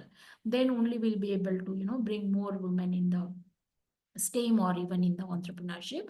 So this is one thing. Recognitions, I often see that somehow no women generally, it is at leadership position, I see they don't consider women for nominations of any recognition, accolades and awards, and it's women who have to approach and ask them to nominate and all. So this is really pathetic. So fortunately I have never done that because it's really embarrassing to go. And so there is a kind of brotherhood, so there is a kind of network of men. We are very poor in doing networking, right? We worry about the perception and about what people will say, so we restrict ourselves to our own comfort zone. We don't go out, but men do a lot of networking, so they get nominated for different accolades and awards. And so this is the situation, but Indian government is trying a lot to recognize the contributions of female researchers in the science and bring out the role models also, which I was talking about. So recently, Principal Scientific Advisor of Government of India and Royal Society of Chemistry, they have launched this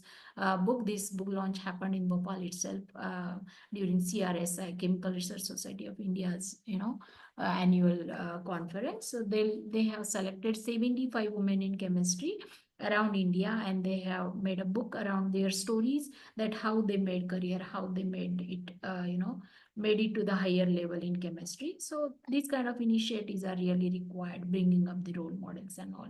So Power Fellowship is also for that. But I have little bit, apprehensions about this kind of women-centric fellowships only. I feel that we are doing the work which is, comparable, or which is similar to what our male colleagues are doing. Then why we are not considered for more gender neutral recognition than creating only women kind of. So I would like to compete with my male colleagues, and I would like to prove myself, so if we are demanding equality. So that is the thing. So no, not more discussion on that, but I would like to also emphasize that while trying to bring equity, or while trying to bring more female in the workforce, we cannot create another inequality or another by doing injustice to our males. So I am really proud of my boys also. I have equal amount of girls and boys in my, I didn't do it deliberately, but it so happens that always my group is 50% boys and 50% girls. It happens naturally. And I'm really proud of them also. And I also think that while talking about all those things, we have to also keep in mind that Indian society is as such that where there are a lot of expectation from boys about bringing financial, regarding their financial, responsibilities. It is always the responsibility of a man or a boy to take care of family financially. That also decides their marriage prospectus and everything. But that kind of responsibility is not there in most of the women, right? Women are not expected to be contributing financially. So we need to change that also. It is not only a man's responsibility to bring the financial security to the family, and we have to adopt and change. We should be able to change and prioritize our roles as and when our life goes on. So life is about shared goals, so it's not only a man or woman's responsibility. We should be able to do that. So I would give one, just in 5 minutes I would give my example. My husband was a professor in Bhopal University, and I was a scientist in NCL. So after working like this, my son was with me, and we were, both of us were together abroad for some time, but we are working at two different places for nearly 14-15 years.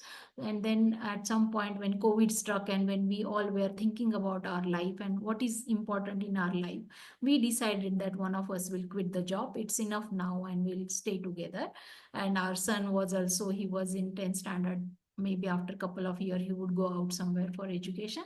So at that point my husband decided to quit his job and come here. So we need such support system also. And I don't have any problem in acknowledging that whatever I am today is because I had a very strong father and very supportive partner. So that is also important. Okay, so he quit his job and he came here, and he is now CEO of my company. So he was having a professor job with 15 years of service remaining. Still, he has taken that risk of giving up on his job and pursuing my dream of taking my research from lab to market. So that is also important, I would say. So we need to, so all these kind of stories are there in the book. There are multiple books on women researchers in India, how they made, and I see this similarity in almost all the stories that they do.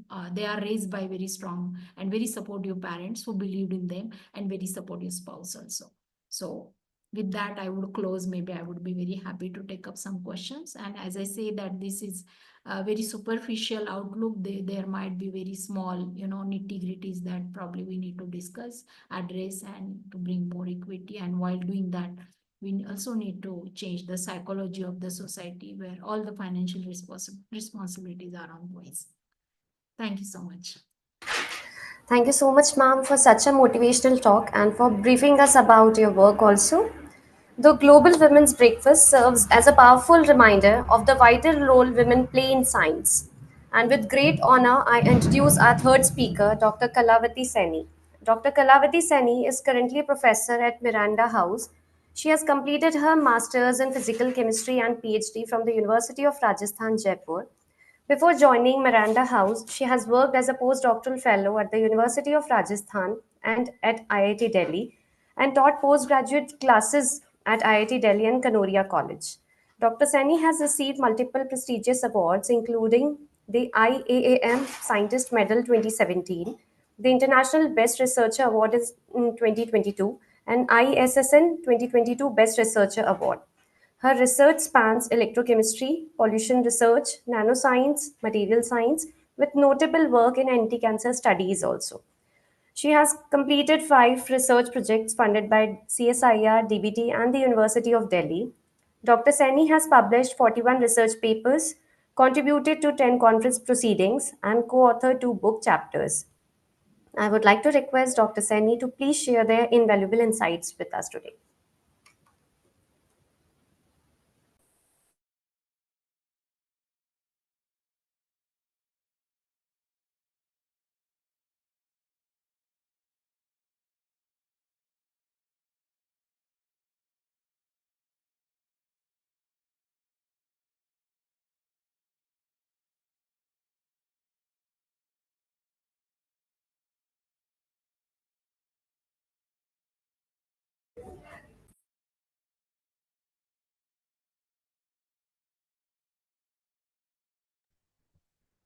Hello.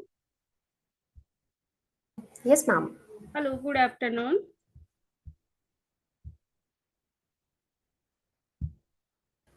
Good afternoon, ma'am. Please continue. Okay. As already explained by the Alka madam, what is the equity and equality? So I am escaping my this slide. Recently, there is the paper published in regarding the geographic information in science, where there are discussed 3 years, like 3R, which is for sustainable development. There are 3 years like empathy, equity, and ethics, which are new drives of research and disrupting established practice. Science united around the 3S is the right response to this unique moment where society and the planet are facing a vast array of challenges that require knowledge, truth, and action. We strive at all times for scientific practice to ethical. How can science foster empathy and equity as well? We will all our syllabi and courses attract and address the needs of all our students?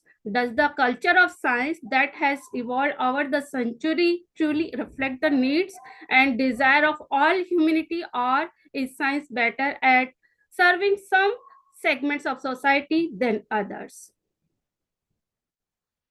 There are some key points which accelerate the equity in science, like addressing systematic inequalities, promoting diversity in research team, inclusive science and education, targeted inventions. As already these topics are discussed by both the speakers, so I'm not going inside too much. Policy changes, like advocating for policies within scientific institution and funding agency that prioritize equity and inclusion, such as mandatory diversity reporting and inclusive hiring practices. Why is accelerating equity in science important? Scientific advancement, a diverse scientific workforce leads to more innovative and impactful research by bringing a wider range of perspective and experience to the tables. Social justice and role model effects. Like there is the Professor Julie Posset, who is the University of California. She does a lot of research how equity can accelerate the science research and how we can improve our scientific background by taking all things. She focus on selective sector of higher education like graduate education, STM field, as already discussed by Manjusa ma'am, elite undergraduate institution where long-standing practice and culture norm are being negotiated to better identity, talent, and educate student in changing society. She is the expertise holistic graduate admission, STM equity and inclusion, mental health in higher education. Like in our country, there should be also a some institution which focus on equity in science. Also, like USR has a policy center which research on the several points which enhance the equity in science. There are like equity and leadership, equity for community college student, equity for faculty, equity in college access and success, equity in STM, racial equity in higher education, equity in graduate educations. These are the specific topic on which this center only work by finding the issue in real, which are the prohibiting or real.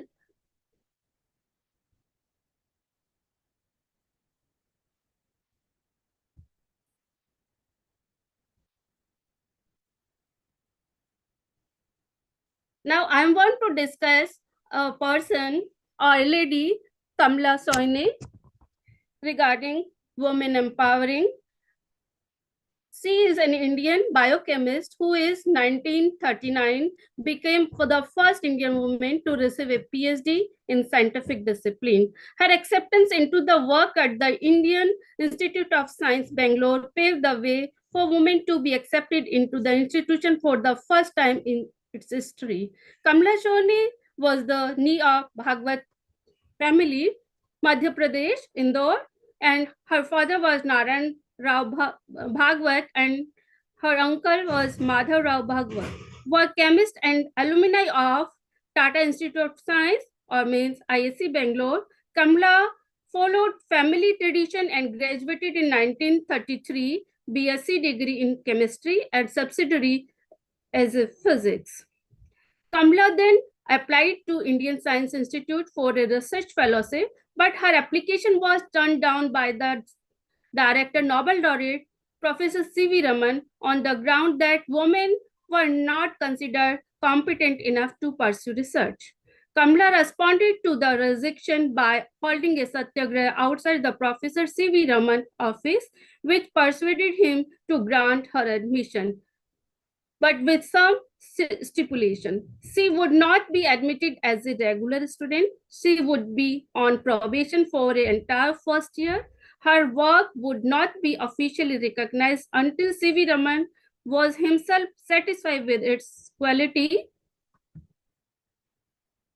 She would not spoil the environment by being a distraction to her male colleagues. Although admittedly humiliated by them, Kamla agreed to terms all these conditions and thus becoming in 1933 the first woman to be admitted into the institute. She would later say, though Raman was a great scientist, he was very narrow-minded. I can never forget the way he treated me just because I was a woman. Even then, Raman didn't admit me as a regular student. She was a great insult to me. The bias against women was so bad at the time. What can one expect even a Nobel laureate behave in such a way? Also, after a year, many women got the admission to the institution. Kamla mentor at the ISC was Srinivasaya during her stint there. Here, she worked on protein on milk, pulses, and legumes. a subject that was especially significant in the Indian context. Her dedication and research influenced Professor Raman's decision to let women into ISC. A year after she completed her MSc degree with distinction in 1936. She was then invited to UK's Cambridge University to work under Dr. Derek Richter in the Frederick G. Hopkins Laboratory. She was a student of Needham College, matriculating in 1937 and studying in biological natural science tripos. When Richard left, she worked under Dr. Robin Hill and studied plant tissue. From her work on potato, she discovered the enzyme cytochrome C, which play an essential role in the electron transport chain, the process by which energy is created for organisms found in plant, human, and animal cells. Her eventual appointment to the position of director of the institute is believed to have been delayed by 4 years due to existing gender bias in the scientific community. During this period, Kamla and her students conducted important research on 3 groups of food items that are majority consumed by financially disadvantaged section of the people in India. Kamla started work in Nira, that is the sap extracted from the inflorescence of the various species of toddy palms on the suggestion of then President of India, Rajendra Prasad. She found a significant quantities of vitamin A, vitamin C, and iron in the drink, and that these elements can survive concentration of Nira into palm, jaggery, and molasses. Later study indicated that the inclusion of Nira in the diet of adolescent children and pregnant women from tribal community as an inexpensive dietary supplement led to the significant improvement in health. She was awarded the Rashtrapati Award for her this work. Kamla's death and legacy. Kamla was an active member of the Consumer Guidance Society of India. She was elected president of the CGSI for the period 1980 to 83. She also authored article on consumer safety for the organization magazine called Keemat. Kamla Sone died in 1998, shortly after the collapsing during a felicitation ceremony organized by Indian Council of Medical Research ICMR, New Delhi. And Google search engine also gave a honor in 18 June 23 for her birth anniversary 1812. Now these are the points already discussed by other speaker. How are the other strategies to accelerate the equity in science?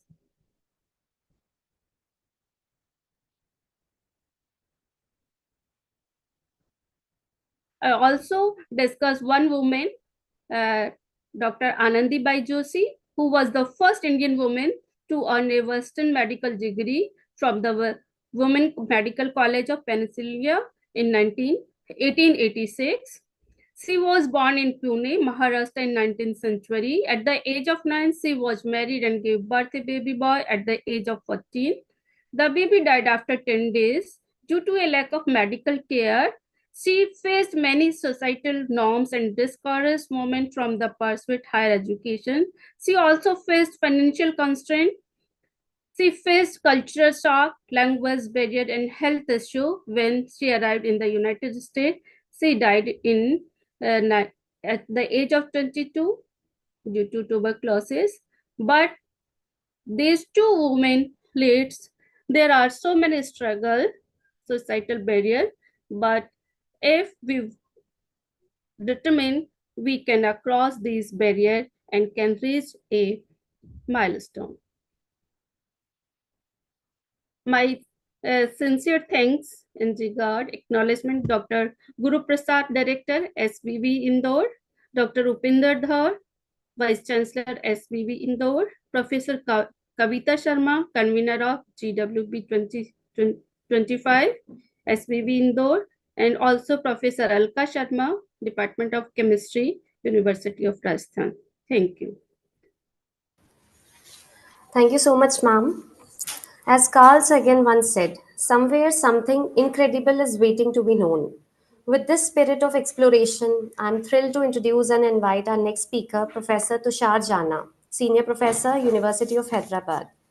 Professor Tushar Jana is a renowned chemist who has completed his graduation and post-graduation in chemistry from University of Calcutta. He has earned his PhD from the Indian Association for the Cultivation of Science, Calcutta, and later pursued postdoctoral research at the University of Pittsburgh and Rensselaer Polytechnic Institute, USA. Professor Jana joined the University of Hyderabad in 2005 and became a professor of chemistry in 2013. His research focuses on polymer membranes, nanostructures, and polyurethanes.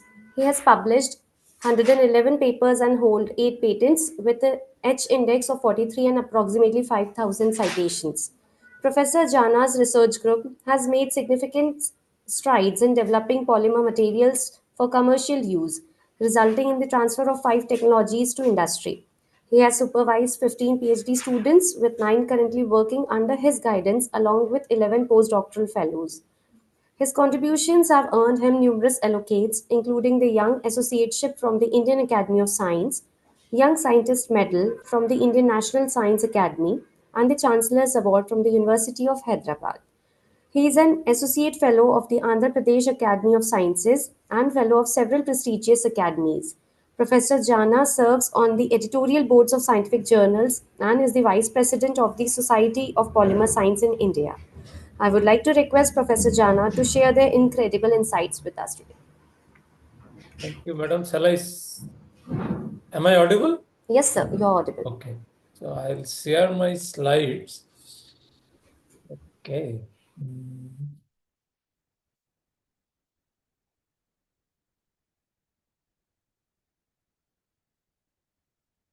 Okay, let me come to the beginning. Okay. My slides are visible, right? Yes, sir, your slides are visible. Okay. Okay. See, I'm the last batsman to bat, right? Okay, I'll try to finish it as quickly as possible.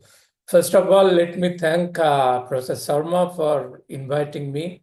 I don't know how you came to know about me, but I'm very happy to accept the invitation because the topic is something very close to my heart because of various personal reason, actually. I mean, that I'll try to make that point in my presentation as well. The important thing to note is that most of the previous speakers, given a lot of data and discussion on various aspects of equality versus equity, women in general academics and science and things like that. What I'll try to do, as you can see from my presentation, why I'm not able to see my presentation? Okay. Is it in full screen? Okay. What I'll try to do is I'll try to focus this with respect to chemical research in this country, or rather chemical science. So therefore, I put the title as an Indian Women Power in Chemical Research, Past, Present, and Future. And I believe there are a lot of problems, which I fully agree with. But I believe there are a lot of things which our women colleagues have done for us, which we should celebrate. And I'll try to speak about a very general contribution from famous women, as well as I'll bring it down to my students who have really done great work. Okay. Let me start with by saying this cartoon, which I sort of collected from Google. I mean, this is the common scenario of what most of the women faces. I mean, whether the women come from a rich family or a poor family, or come from urban places or rural area, but this is very, very common. I mean, this cartoon describes, I mean, as you can see from this cartoon, let me get a point here. I mean, this really caught my attention.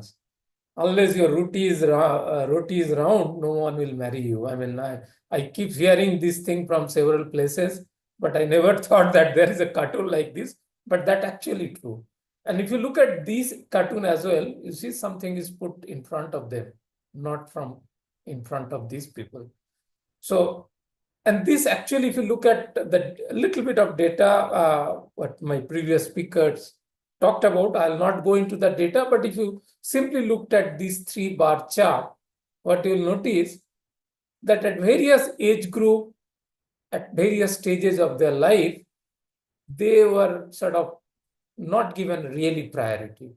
That talks about the cartoon which was presented, which I just showed in the previous slides. This actually reinforces that perceptions that women really had to work hard to make even come to the competition with their counterpart men. And that's we see every day in our daily life. Now, even though these things are there, it is a fact and nobody can take it away that there are large number of women scientists. I don't want to make it in a very general in any other areas, but even if you just consider the chemistry and related areas, whether it's in drug discovery, nanotechnology, green chemistry, material science, renewable energy, polymer chemistry, which is my area, environmental chemistry, organic chemistry, whether it is a university or ISRO or IIT or CSR lab, Dr. Manjusa is here. I mean, she is one of those. There are a lot of contributions actually came from our women colleagues. And often those are not recognized very properly. So I'll just take you through a couple of slides which celebrates, the very famous women in our country, or particularly in chemistry. And then I'll take you to the more realistic story where is my girl students and what they are doing and look at the ground reality. Okay. I mean, several examples were given, but one of the very famous example is Professor Asima Chatterjee from University of Calcutta. And fortunately, I met her during my MSc times when I was doing my MSc. She was quite old, but she was really, really energetic woman. She did a lot of work. I mean, all of those are written here. I'll not go into the details, but one of the important thing, she was even selected as a member in Rajya Sabha by President of India. And of course, she left behind a remarkable legacy in terms of natural product, phytochemistry, and various other organic chemistry. But there are stories which she also faced during her time. I mean, there are not much time to discuss these things, but even within those background, she could move up to that stage. Of course, this current example of all of us knows about Dr. Thomas, called about Ogniputri, and the missile woman of the woman of India. She has, I think she is from Kerala. She has again struggled through and reached up to that stage, awarded Padma Bhushan. We of course celebrated their story, their achievement, but often not much discussion happen about their struggle. I mean, that is what, in fact, those things are not also too much highlighted. So not much information also it's difficult to get. Let's look at another very famous example in organic chemistry. This name also very, very popular if you're a student of a chemistry, Professor Ranganathan. In her name, there are Chemical Research Society of India has a Ranganathan Memorial Lecture Award. This is in Birla Museum in, I think, in Kolkata. This statue was placed. But one of the reason her success is she was in IIT Kanpur for quite some time, so that really helped her in going through all this. Of course, this example and and the behavior from Nobel laureate Professor Raman, just previous speaker discussed about it. So I'll not go into that details. She is also one of the very pioneer in particular in the field of biochemistry for her contribution in that area. Again, this is another very personal example to me. Professor Verma, whom I met several times. In fact, we organized conference in her memory to celebrate her work in our through our Society of Polymer Science of India. We dedicated one section in her to celebrate her work. She is also very courageous woman, guided so many PhD students. You can see 40 plus PhD students, and it's a remarkable journey actually. I met her a number of times. Then another example whom I of course knew very closely, Professor Charusita Chakraborty. She passed away in the year 2016 after suffering a long cancer. She was actually wife of our former Vice Chancellor, Professor Ramakrishna Ramaswamy. And she is the daughter of, I think, our first economic advisor to Prime Minister, Professor Sukma Chakraborty's daughter. She has also made a significant contribution in terms of, in chemical dynamics and hydrogen bonding. She was a theoretical chemist. She was also in IIT Delhi.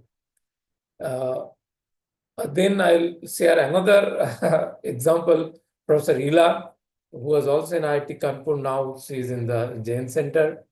I mean, I of course met her multiple times.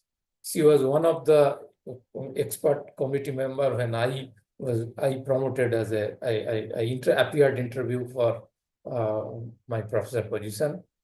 She is again a fantastic woman who really encourage people, irrespective of from where you are and which subject you are, and whether you are boy or girl. I had a lot of memory with her. I mean, very encouraging personality. Of course, this is another example. We have to give credit to the current government that because of them, of course, she deserves it. She is the first woman Director General of CSIR. Of course, did a lot of contribution in the area of renewable energy and various other electric mobility and various other electrochemical cells and things like that. So it's still continuing as a Director General of CSIR. And then again, another example, Jamuna Krishnan, whom again I met a couple of times. She, of course, left the country now. She is in, I think, in somewhere in the US, I think University of California, not California, University of Chicago in Urbana-Champaign. She started her career as an organic chemist and then moved to a PhD also in organic chemist, moved to various biological work, and now she's very famous. She does very interesting work in terms of bioimaging and various disease diagnostics and things like that. Now, these are examples from chemical research and more of an academic example. But again, Kiran Majumdar-Shaw, often we see her in the TV and other places. She is another example how entrepreneurship or in corporate world one can really one woman can get into reach up to that stage. And this is one of the largest biotechnological company in our country or pharmaceutical company, and plays a significant role in terms of pharma related product as well as employment generation. She is one of the real good example that women can really lead in such a big company. Now, these slides Dr. Manjusa already showed. This is the present I think, top 75 current active women scientists in India, and many of them are my actually good friend. I could see from from the imaging. In fact, this image I received from one of my friend from IIT Delhi, and she is in this list. She is here actually. So that's something we really say. It's really nice that RSC and Government of India and Ministry has taken this initiative to celebrate. Now I come to, I want to make it a little bit more personal in the sense, let me talk about some of my students and their struggle. For example, these two students, Dr. Mousami and Dr. Shubra. Dr. Mousami came to my lab. She is my first girl student. She came from Assam, Guwahati, and she is first generation learner from her family, and that to a girl child. And she really worked hard. And it so happened her husband was also is a PhD student from our department. After PhD, they got married. I mean, this is the real story, how the girls were really had to struggle. She had large number of postdoc offer from both Europe and US, but she had to give up all those things and start and had to go with her husband wherever her husband went. Let us not name that particular person or that place. She gave up all her positions and finally went with her husband. And then her husband came back. Now her husband is a faculty in a NIT in Northeast. Although she had a job offer from other places, but she was not that lucky. She had to stay back there. But she is interestingly, she tried some jobs in Assam, that area, but could not manage to get a job. So she did not give up. Her courage is really something we should celebrate. She started her own business. She could not start a chemical business, initially started, but did not work out. She started an electronics business. She has now multiple showrooms in Guwahati city, and she is now quite established in her entrepreneurship. Although her husband is a faculty in NIT, but she managed to survive or establish herself in her own business. The next example I want to give is my another student called Shubra. She comes from Tamil Nadu. And she was a very bright student. She completed her PhD on time. Then again, see the example I'm trying to give how the women actually face the struggle. She completed her PhD, and then she did actually very good work. She immediately got some postdoc offer. She could not go because her parents asked her to come back to Chennai for marriage. So what she did, she took a job or in PDF, that SCRB PDF in IIT Chennai. She stayed back there for 2 years, worked a lot, and she was actually, SCRB and SCS together did a survey on SCRB postdoc, and she was chosen as the topper. Then she got married to a person who was working in Chennai, but actually from Hyderabad, in an IT company, in I think in TCS or something. Then she had to relocate to Hyderabad.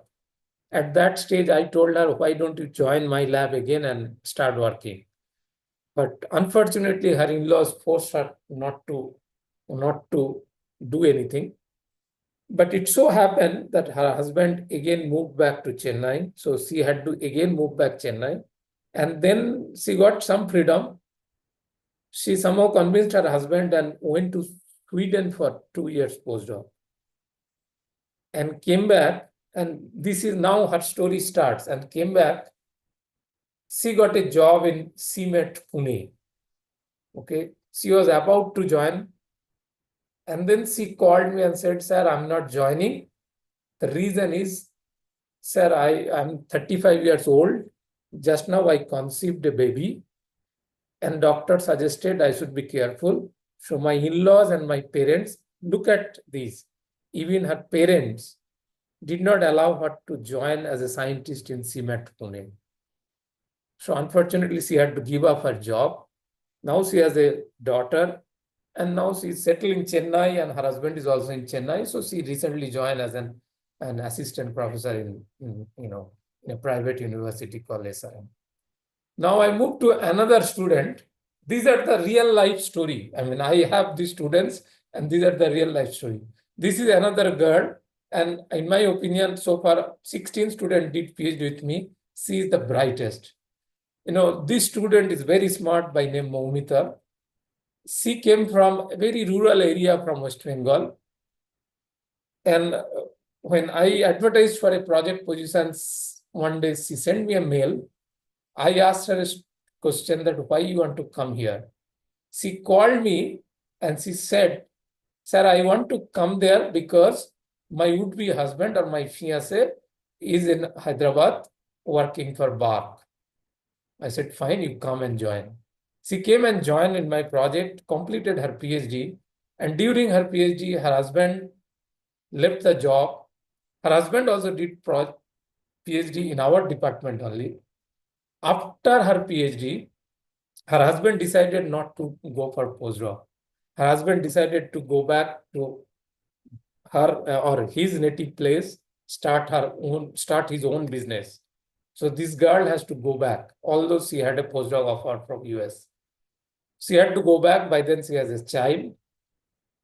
And now what to do? She had to stay nearby her house. So she joined there in IIT Hyderabad, IIT Kharagpur as an women scientist. So these three are my already completed project, PhD students. They have gone through this kind of, all of those could have been in a much better place, but this is the stage. But I wish they may, finally succeed. Let us see. Now I'll tell you another story. This is a more positive story. Is by another student. She also comes from Odisha, in a very place, in a very interior place. She joined me when she was already married, but her husband was very, very supportive. Her husband relocated himself to Hyderabad for her PhD. She had gone through, she had pregnancy and then, child and then COVID. She somehow managed to almost going to submit, but in this case, it's a very positive story. I wish after completion she still does something better, but she is also struggling, with her kids and family and things like that. This is another story. I'm quite positive. She comes from a rural Andhra. Of course, she faced a lot of struggle with her caste and, various other challenges. She just submitted her thesis. She, of course, got a job. She's still not married. I hope she continue her job. She just recently, just a couple of days back, she joined in a company. Don't know after marriage what happens. So far, it's well and good. And this is another story. I mean, this girl comes from a reasonably well-to-do family. Her father is a professor. So still, if you notice, this slide actually made by them, I did not make. I wanted them to express their opinion. If you notice, somewhere she wrote what kind of challenges she face even in my lab from their male colleagues. And that even though I tried to encourage them, keep very open environment, but still there are problems. But they somehow overcome these problems. There is another student by Ritu. She comes from Agra, from a very lower middle class family.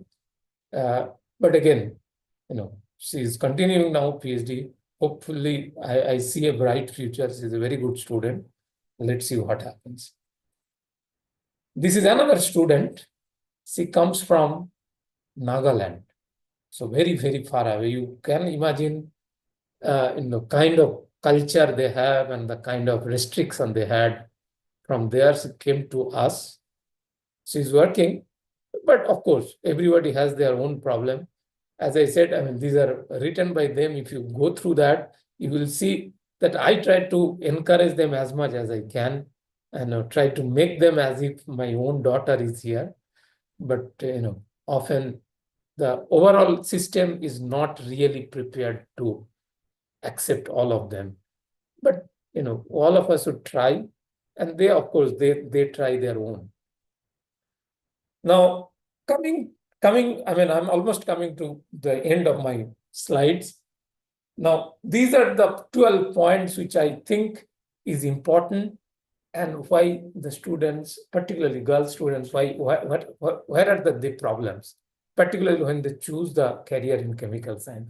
And these are the issues which I see every day. For example, obviously, traditional bias, gender roles and expectation. Previous speakers talks about that often people start talking about, girl students won't be able to do this. Even I can hear my colleagues, male colleagues, they will say, you are taking this many girl students, they won't be able to fix the nitrogen cylinder, bring the nitrogen cylinder up to your lab. I kept telling them, students are not there for nitrogen cylinder pushing. You better hire some people. Okay, or if you have a boy, they can. And in fact, I noticed the girl students actually push the nitrogen cylinder much better than the boys. And they are very disciplined, they work very seriously. And of course, these are the problem. There are not many role models. And large number of faculty, like typically, if you take my department, we have 35 faculty, only 2 of my colleagues are women. The rest are all, men. So it's a men-dominated places. And you can't convince people that you take more women faculty. It is almost difficult. So therefore, unless otherwise there is a reservation, I doubt situation will change. Of course, there are pressure from, I often listen from my colleague that, you are taking girl students, they may marry, they may start a family, what you do? But I often tell them, see, I have example, I showed you example. Like I have one student who is married, having kids, and performing much better than my boy students. And another thing we often forget that, that is my point number 12. See, often I as a father of a daughter, I could see that I tried my best, or all of us, all fathers probably trying their best to support their daughter. But once the daughter is married, her father-in-law or mother-in-law don't consider the daughter as their daughter. As a result, they don't want to support. As long as they are not married, we see there are a lot of girls comes up to that. But after that, they fall back. I mean, example, I have shown you so far I have 8 students, 4 of them completed, 3 of them could come up to this, but they fall apart as soon as they marry. And sometimes even parents also don't support, but largely, parents or husbands and, in-laws don't support. So all of us would be in-laws or husband. I think the mindset we need to change. So that brings me, I mean, this is again the same thing, that 12 points in a more with the data. That brings me to another data point. If you look at these are, Madam was talking about awards, rewards. This is the story. There are only 14 out of 416 Bhatnagar awardee. I mean, this is an, abysmally low and a very ridiculous proportion. I don't know why the committee members don't find any women suitable. I mean, this is very, very, and again, the reason is committees, fully, all members are very powerful men. And of course, there are, significant presence in medical science and biology, but in chemistry, somehow it's not that great. Again, oh, sorry, there is a spelling mistake. Academic fellowship, you will see whether it is Academy of Science, Bangalore, or INSA or CRSI, very less number. Why there are no president of all this committee so far any women? That question answer nobody gives. I have publicly asked once in one academic meeting, but often I mean, these questions are not welcome. Even some, I don't, I often,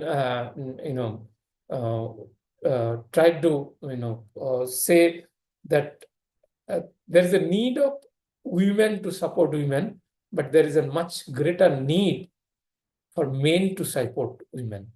Uh, uh, there is a, people say the feminism or feminist should be a women.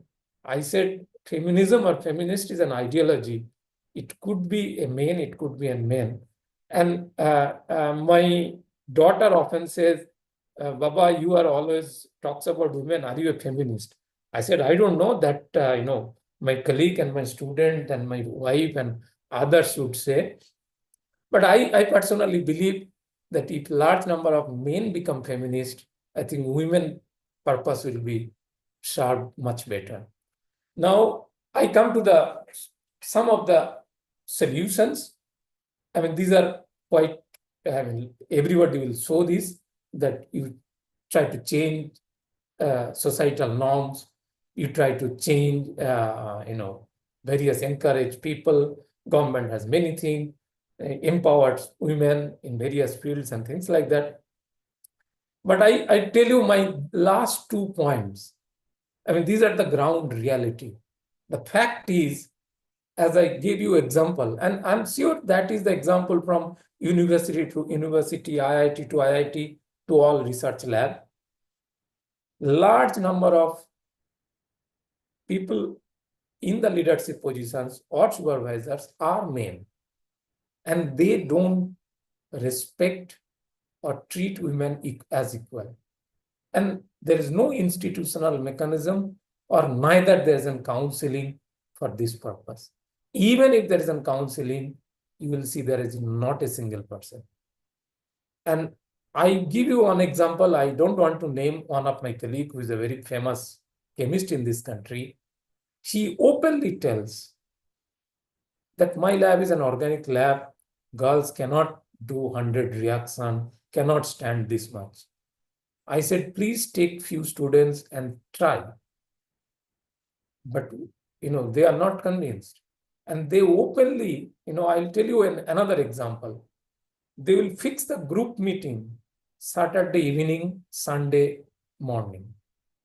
Now, they forget that a girl has many other work to do. How they will come on that time? And that's an evening time on Sunday morning.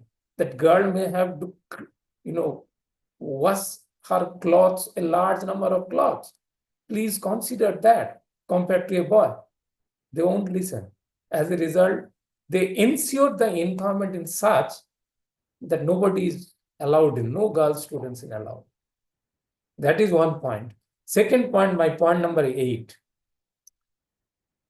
As I think Madam has mentioned, Dr. Manjus has mentioned, she often, I have seen, I mean, without showing any disrespect to my mother, I have seen, I had 2 sisters and I am the only boy.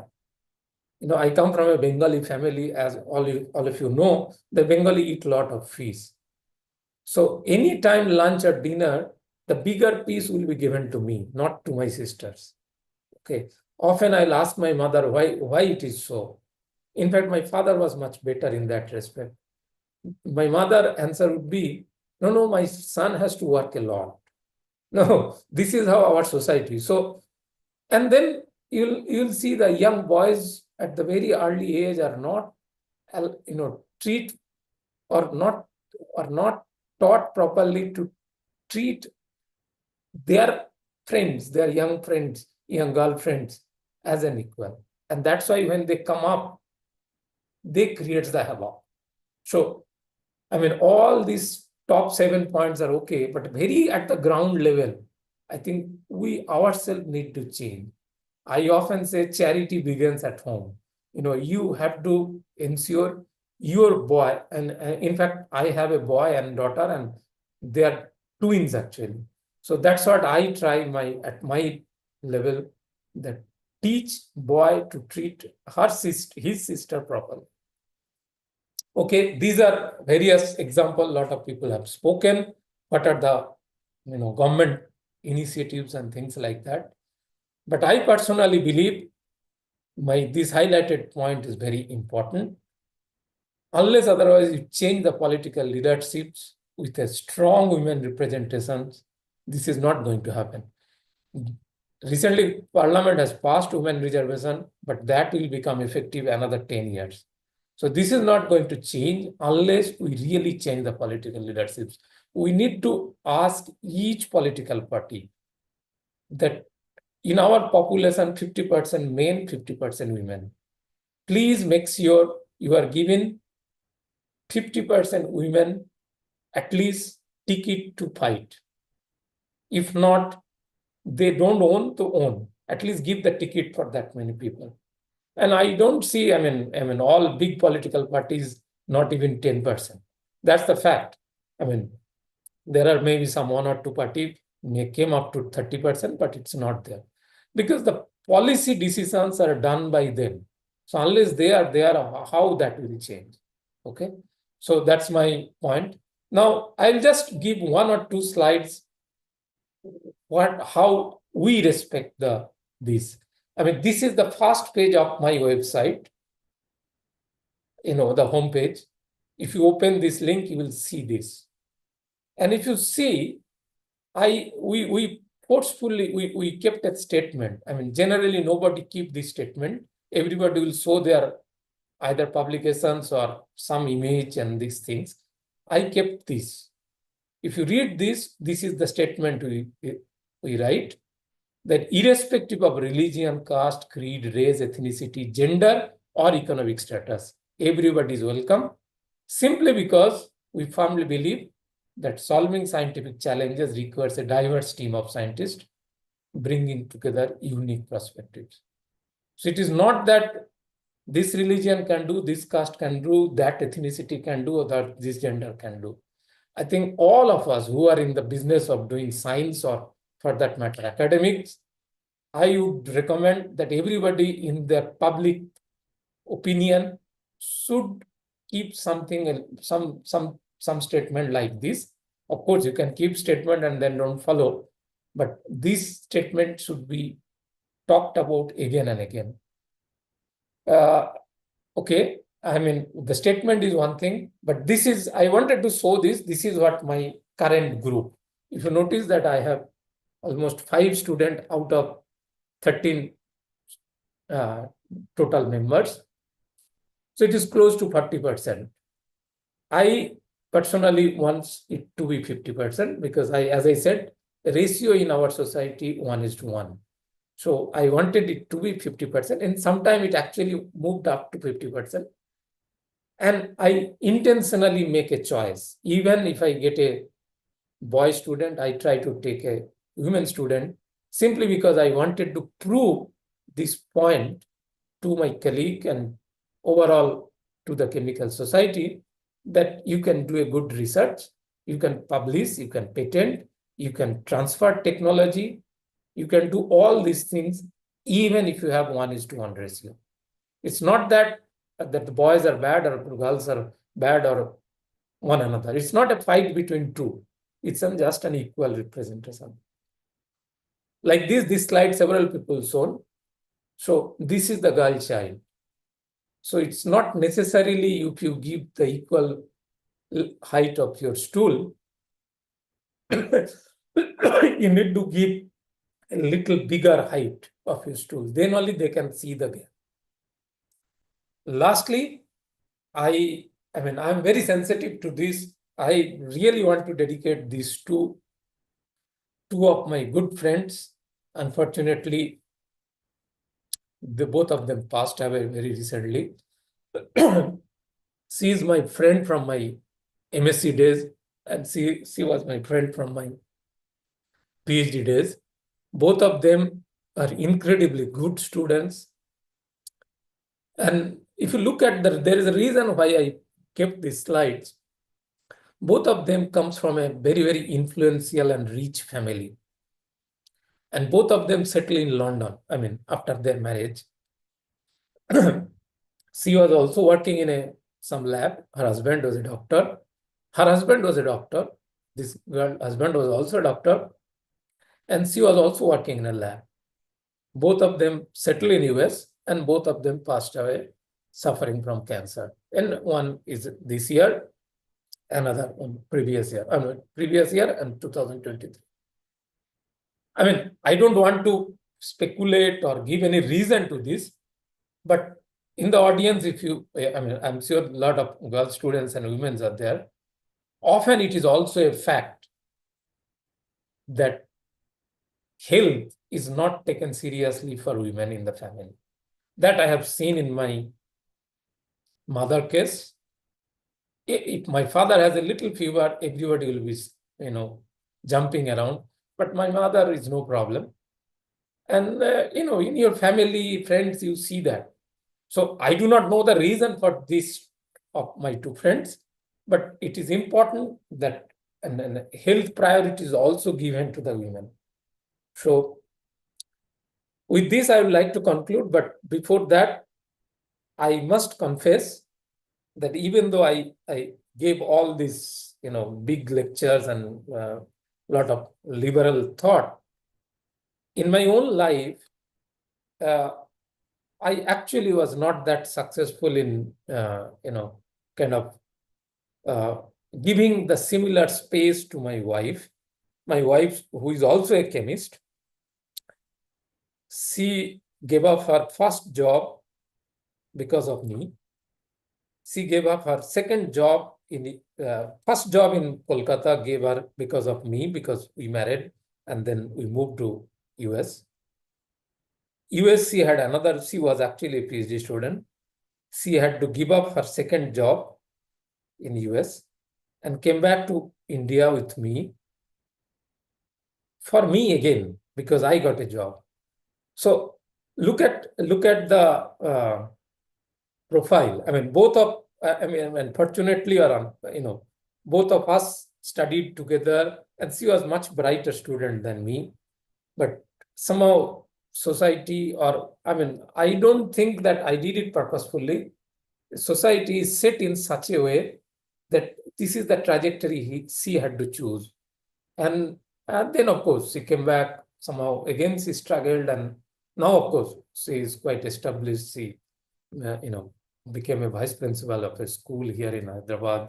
She has her own company of career counseling and things like that. But she really struggled to reach that. So, I gave my personal example just to express the opinion that our society is such that even if a man wants, I never wanted like that, but even if a man wants, the women, I told her that let us not go back to India. You complete your PhD, then we'll see. But my parents, her parents, kept on pushing her, and then she gave up. So that's how it is. Thank you all for your kind attention. I think I'll stop it here. Thank you very much, sir, for sharing your insights with us. For concluding remarks and to express a word of appreciation and gratitude, I now request Co-Coordinator GWB 2025, Dr. Venkateshan Jayakumar. Please, sir. Ujjwala, can I just give a one point? If you permit me, please, just one sentence. Sure, ma'am. After hearing Professor Tushar, I would like to share one story of mine very briefly. Where I am today, it's because of my family. Absolutely because of my family.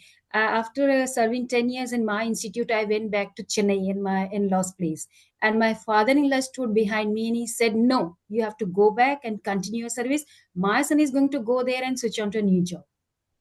So this is the scenario when you get boost from the family, which I narrated in my slides, that society and family and we all educationists, academicians need to boost and promote for studies to continue. And that's how I'm today here. Thank you, Vijaya. Thank you so much. Thank you, ma'am. Venkateshan, sir, over Yes, to ma'am. you. Thank you, madam. Good afternoon, all. Appreciation spoken aloud turns excellent moments into extraordinary memories. I, S. Venkateshan Jayakumar, Department of Chemistry, SVIS, Sri Vaishnav Vishwavidyalaya, Indore. I feel honored and privileged to get the opportunity to propose a vote of thanks on this special occasion and to put all my gratitude into words. I would like to thank all the honorable delegates, resource persons, who blessed us with their presence and share their valid points. On behalf of SVIS SVV Indoor, I am very much thankful to GWB Program Advisory Committee members and the resource persons. Words are not enough to thank GWB ACT Program Advisory Committee members for their constant guidance and support to shape this event GWB 2025 as successful. At the outset, I would like to take this opportunity to place on record our hearty thanks to resource person, eminent speakers, Senior Professor Dr. Tushar Jana sir, University of Hyderabad, Professor Dr. Alka Sharma Madam, University of Rajasthan, Senior Scientist Dr. Manjusha Shelke Madam, CSIR National Chemical Laboratory Pune, Professor Dr. Kalavati Saini Madam, Miranda House, University of Delhi, for kindly accepting our invitation and gracing the event Global Women Breakfast 2025 on the theme Accelerating Equity in Science. Sir and Madam, we all are inspired by your great words. Why equity is important in science domain? Because equity and inclusion both are very important in science, which can lead to economical prosperity, social mobility, and global sustainability. So further points, audience can read these two important articles which I come across today. Teaching Equity in Chemistry. It is written by Professor Danny Dowsett, Journal of Chemical Education, 2021 ACS publication. And second article written by Professor Lousy Archer, Crystallizing Choices. The title name Crystallizing Choices. It is available in RSC Education website. It is published in May 2024. I express my warm gratitude to Professor D.V. Prabhu sir, President ACT Mumbai. I, on behalf of the organizing committee, convey deep regards and hearty thanks to our Honorable Vice Chancellor sir, Dr. Ubender Dar sir, SVV Indoor, for constant support as and when required. Honorable Professor Madam Dr. Santosh Dar, Rector and Dean FDSR, I must mention my deep sense of appreciation to our Director and Head Chemistry Department, Professor Dr. K.N. Guruprasad sir, for minute-to-minute guidance and support for providing encouragement at every point of time. Madam Professor Dr. Kavita Sharma, Convener, Coordinator, GWB 2025, further extend the sincere, heartfelt thanks to HOIs, HODs, faculty members of Sri Vaishnav Vishwavidyalaya Indore, and Dean, HOI, HOD, delegates and faculties from other institutions. My sincere thanks to Professor Dr. Anand Rajawat sir, Director SVIIT, Sri Vaishnav Vishwavidyalaya Indore, for providing us all the technical support as we need. I take this opportunity to thank the technical staff members for providing their persistent support as and when required. The success of the event depends on the efforts of many people. I would like to thank all the faculty members of Department of Chemistry, SVIS, SVV Indoor. I also express my warm gratitude to many people behind the scenes who have worked hard to make this GWB 2025 event as successful. On behalf of SVV Indoor, I am thanking once again for the knowledge and case histories shared by the eminent speakers, resource persons, definitely which will motivate the audiences. Our hope is that this GWB 2025 will not only bring new crowns in terms of contents, but also serve to break the ice related to the theme in various disciplines of science domain. Thank you, sir and madam. Over to Ujjala madam. Thank you, sir. I request everyone to kindly fill the feedback link provided in the chat box. Now I kindly request everyone to kindly rise for the national anthem.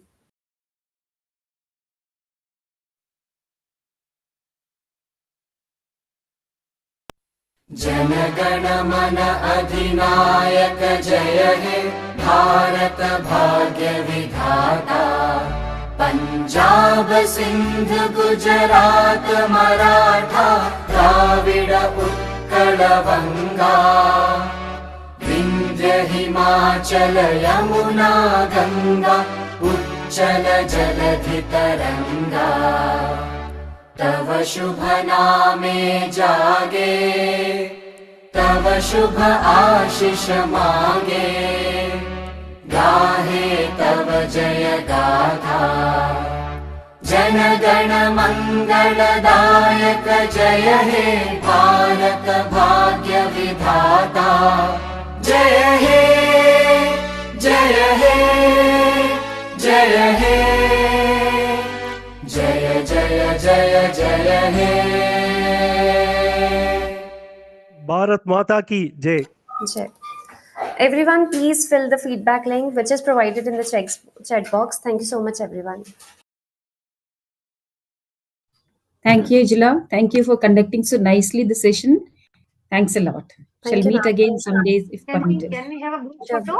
Ujla? Yeah, I was about to say have some photograph. I think a digital photo will be a good collection. A memoir, I should